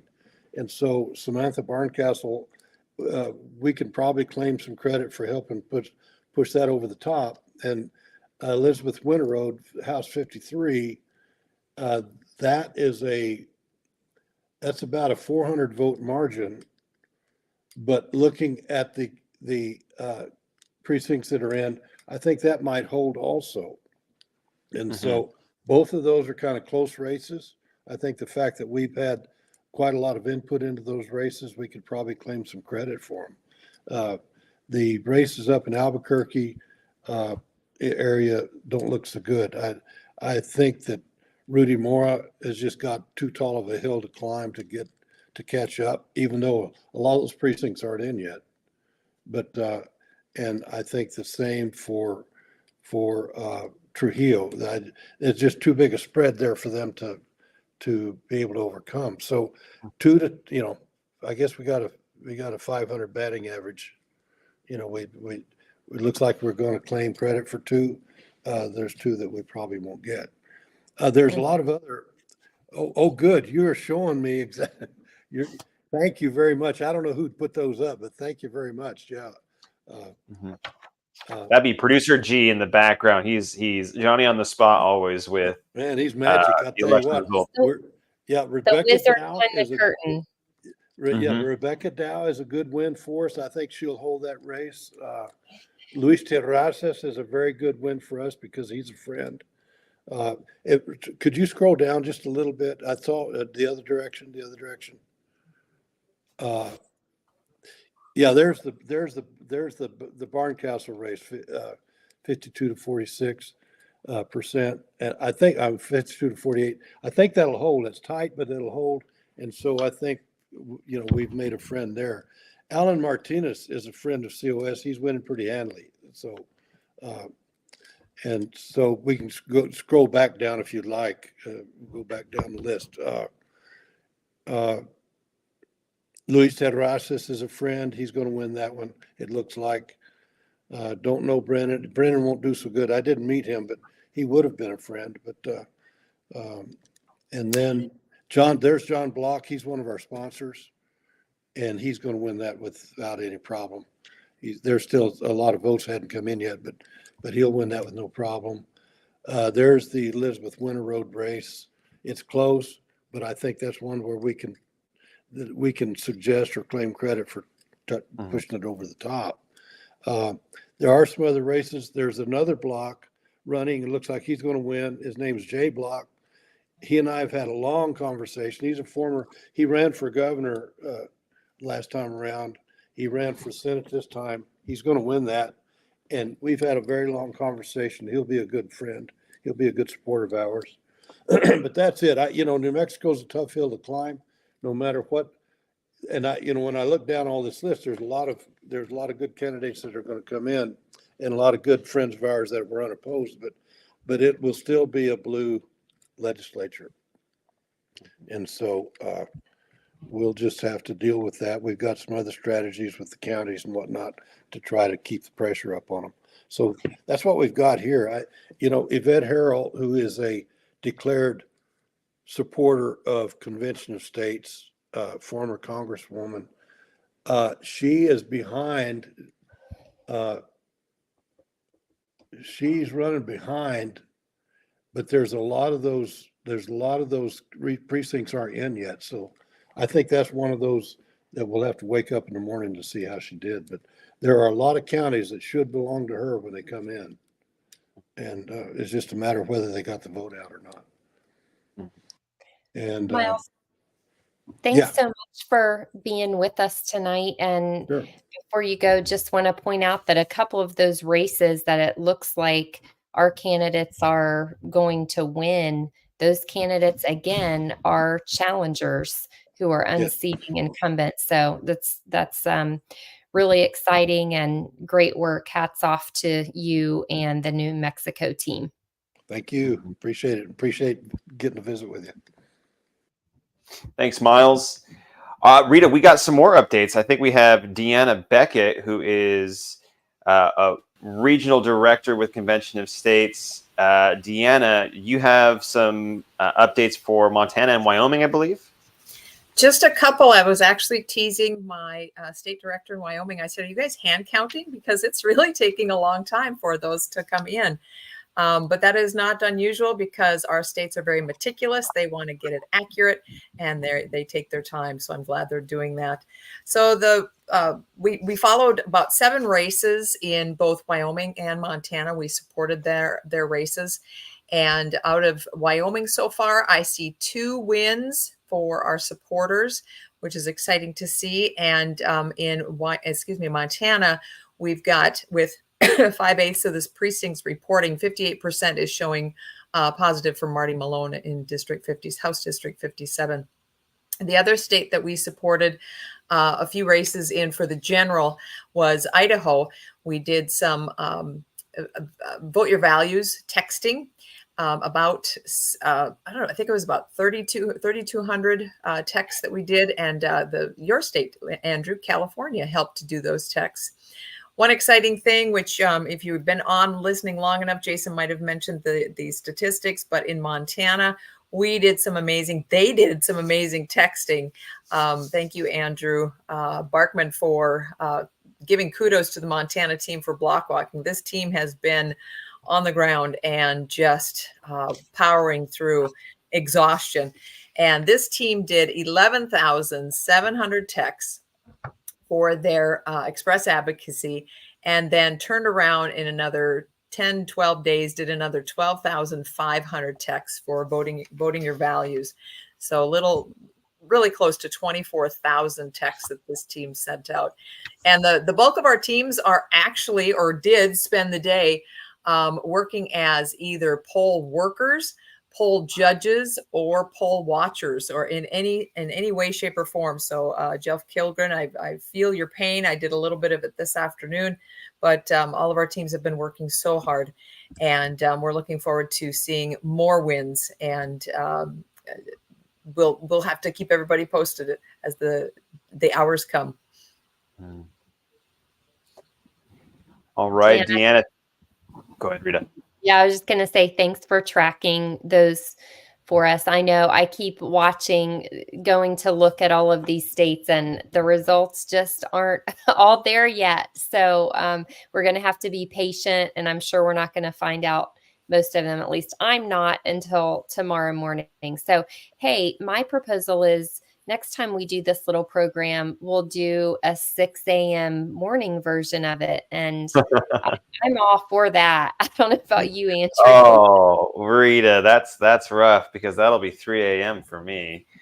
Yeah, I want to see if Andrew Barkman is quite as perky at that time as he is now, when it is definitely bedtime for me. Yeah, I'll certainly be a pumpkin if it's 3 a.m. So I don't think I could do that. That's fair enough. Deanna, thank you so much. And thank you for all your work with your teams in the Wild West region. Thank you. All right, Rita, I think it's time to bring Kristen back, and we're going to have Rachel come back as well. And we have a few more national updates. I think this is the last time that we're going to get an update from Kristen and Rachel. What do y'all have for us? Well, here are the latest updates on the presidential race as we continue to track results coming in across the country. As of now, Kamala Harris has 193 electoral votes, while Donald Trump has 216. In Oregon, where 58% of the vote has been reported, Harris holds a solid lead with 55% of the vote. Moving to Wisconsin, Trump has begun to widen his lead, now at 50%, with Harris trailing at 47%. And this takes into account that 63% of those votes have been reported. In the race for New York and Vermont, Harris is maintaining a strong lead, while New Hampshire is proving to be a tighter contest. Currently, Harris is at 51%, with Trump close behind at 47%. Harris has also gained significant traction in Minnesota, now leading with 55% of the vote to Trump's 42%. Finally, Virginia has just flipped to Harris with 75% of the vote in. She now holds 50% of the vote, while Trump is just behind at 48%. As these key states continue to report, we're seeing a number of these close races could shift the momentum in either direction. We'll continue to keep you updated as more results come in throughout the night. Awesome. Thank you, Rachel. When we look at the House and the Senate, it looks like the breakdown is right now sitting at 50 seats for the Republicans and 42 seats for the Democrats. As was mentioned a little bit earlier, Fox did call the Ohio seat for Republican Bernie Moreno, and so that is one seat that is flipped for the Republicans. When we're looking at some of these other close races, in Arizona, Democrat Ruben Gallego is still leading at 53%, while Republican Carrie Lake has 46%. In Michigan, Republican Tom Rogers did take the lead with 50%, while Democrat Alyssa Slotkin is sitting around 47%. And in Montana, Tim Sheehy still has a strong lead at 56%, with Democrat incumbent John Tester sitting around 42%. The Pennsylvania race is still very close between Republican Dave McCormick and Democrat Bob Casey at 50% for McCormick and 48% for Casey. So we will keep watching that as the Pennsylvania results continue to roll in. And Wisconsin is also one of those close races, with Eric Hovde still leading Tammy Baldwin at 50%, and she's trailing just 2 percentage points behind. If we look at the House, right now we're sitting at 162 seats for the Republicans and 108 for the Democrats. The Democrats have flipped one seat in the House. Decision Desk HQ shows Alabama District 2 flipping to the Democratic candidate, Shomari Figures. That's one that was held by a Republican in the last election. So we will see if that continues, but it looks like that race has been called by several outlets. And then there is a race in New York's 22nd Congressional District where the Democratic candidate is leading at 54%, while the Republican incumbent Brandon Williams is sitting around 46%. So that hasn't been called yet. There's still a good amount of the vote that is coming in, but if this lead persists, that would be another House seat flip to the Democrats. As far as the overall balance of power goes, the Republicans have flipped 3 seats. So even with that seat that was flipped back to the Democrats, the Republicans are still maintaining an advantage of 2 seats overall. A few other races that have been called, Lauren Boebert's race in Colorado District 4 has been won, and then Steve Scalise won his race in Louisiana District 1 as well. In Montana, Republican Ryan Zink is leading in his race. And then, as was mentioned just a few minutes ago, the race in New Mexico District 2 between Democrat Gabe Vasquez and Republican Yvette Harrell is getting very close. Gabe Vasquez has a slight lead, but it's still a pretty close race. So we will continue to watch that. Back to you, Andrew. Kristen, before you go, just a huge hat tip to you and your whole intern team. I mean, I hope our viewers realize that these are interns. These are college students from across the nation who are part of our Emerging Leaders program, and y'all have just done such a phenomenal job tonight, giving us national updates and keeping us apprised of everything that's going on in the presidential race, the House, the Senate, the gubernatorial races. Real quick, before we let you go for the evening, can you just tell us a little bit about the Emerging Leaders program and how impactful it is with our national organization? Yes, I would love to. Thank you so much. It was an honor to be here tonight, and even more fun to get to report alongside some of our interns, like you had mentioned. The Emerging Leaders Program is a 9-month internship program offered by Convention of States that gives college students and young professionals the opportunity to learn what it looks like to work in a grassroots organization with the reach that Convention of States has all across the nation. Our interns get plugged into various departments at Convention of States, but what really sets us apart is their ability and opportunity to get a lot of deep personal and professional mentorship from not only us on the ELP leadership team, but also on, from the rest of national staff, because we're blessed with such a wonderful array of wise leaders and mentors in our staff. And so we take our interns through a lot of curriculum, from servant leadership to Western civilization to constitutional training and American statesmanship, and really seeking to equip them with the tools and the skills that they need to take the next step in their career journey and their life journey, so that they're prepared to stand up for what they believe and that they can do that as they shape their next steps. And so if you're interested in learning more, you can go to cosinternship.com and you can learn more about the program. But yes, huge props to Rachel and Jonathan and Danny, who were reporting with me tonight. It was really fun, and we are just really proud of our interns. Thank you so much, Kristen. Okay, Rita, we are getting close to midnight, so let's go over to Idaho so that we can get some updates with that team. We'll go to Jeff Purley in Idaho for some updates on candidates that we're looking at over there. Jeff, what can you tell us? Well, hello, and some good things and some expected things. We've got our state legislators, Brandon. These are the folks that we supported through block walking and some texting and telepatriot calls. So all these folks I'm going to cover here, just a short list of the mostly COS supporters that we wanted to get reelected. And so we've got in District 6. I'm up here in northern Idaho, which is includes the Panhandle, and we're on Pacific time, and the southern Idaho's on Mountain time. So we're separated by a small little mountain range, so it's kind of a different world up here. All of the legislators in our districts, 1 through 7, are Republican. And then as you head down toward Boise, there's a few districts that are Democrat run, so to speak. And then, but the majority of Idaho is Republican and red. So up here, districts 1 through 7, we're supporting primarily Brandon Mitchell and Dan Foreman, and both of those are winning their race. Dan Foreman 68% to 32% over Julie Parker, the Democrat. And but we only have 0 of 3 counties fully reported, but their lead looks pretty strong. So I guess that means they're gonna take it. And then for Brandon Mitchell, we've got 73% winning versus Kathy Dawes at 27%, the Democratic contender. And then on to District 26. So now we're down into southern Idaho, and we have our candidate that we wanted to win, Lori Lickley, is ahead 68.5% to the next candidate is an independent, actually, Kayla Tate at 16.5, and then Ron Taylor, the Democrat, at 15 even. So it looks like Lori's gonna be able to win that. And then we're on to District 29, where we have Dustin Manwaring,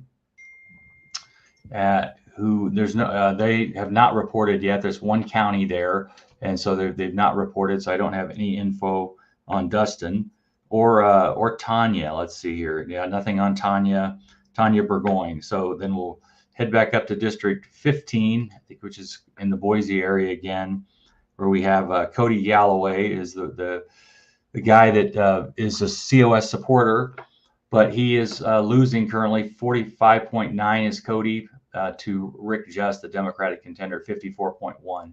And that was Rick is the incumbent there, or the Democrat. So Cody's challenging there.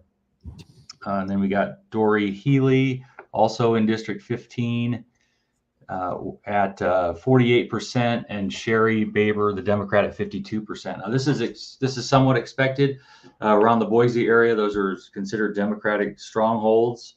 So the third candidate there in District 15, Annette Tipton, is also losing 44.2 to 55.8. So the Democrat strongholds appear to continuing to be Democrat strongholds, but we have a few other state initiatives that were very important for us, which we had ranked choice voting was on our ballot for the entire state, which is an open primary, and then the top 4 vote getters in that primary are runoff in a ranked choice voting scenario, which is not good for Idaho. It tends to bring in more moderate candidates, but it looks like that is currently being defeated 63.7% to 36.3%. And then we also had another ballot measure to modify the Idaho Constitution to give it more stronger language that said the individuals who are not citizens of the United States may not be qualified electors in any election held within the state of Idaho. And that appears to be winning as well, 62.5% against 37.5%. So that's a very good sign for Idaho to stay conservative and to keep our current COS supporters in place and strong. And so that kind of leans into our strategy. We have very good relationships with a lot of our legislators, and we've lined them all up in terms of who we'd like to bring in closer to our team and have them speak to other legislators. We've been working a lot and just basically getting ready for tomorrow to kick off our plan to enact, get those legislators geared up to talk to other legislators and work with our lobbyist, Tess Molitor. So anyway, lots of good things happening in Idaho. Pretty pleased with the results so far.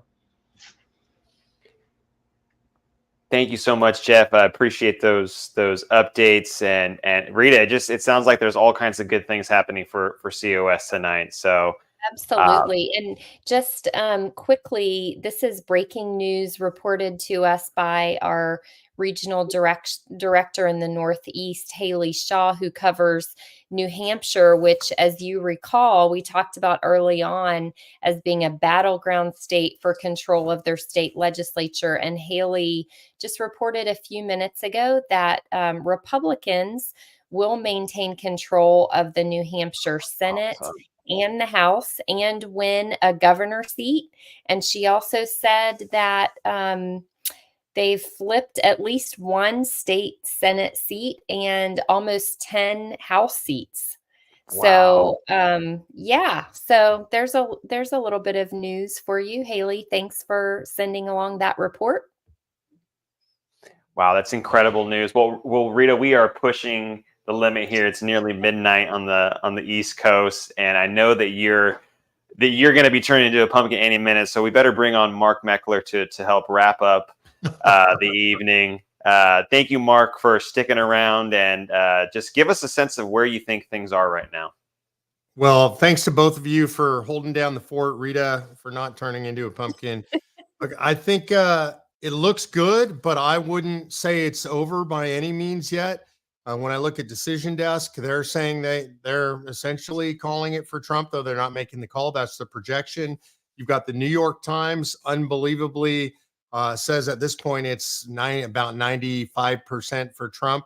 So pretty much it looks like it's in Trump's court. I don't like what the Democrats are saying. The Democrats just put out a memo, their campaign chair saying, hey, we're going to kind of call it a night and we'll see how it goes overnight and in the morning. And, I worry about Democrat votes sneaking in the middle of the night. But right now it looks good. I would say the House looks like so far a 2-seat net pickup for Republicans. I'm hoping for more, but not that great so far. They lost one, they gained 3, so that's a 2-seat net pickup. Senate, we've picked up 2 seats so far, so that is a majority. That takes them to a majority in the United States Senate. I'm hoping they pick up a couple more as the night goes on. And Trump is looking pretty strong all over the place. Again, I just don't trust the Democrats overnight, so we'll see what happens.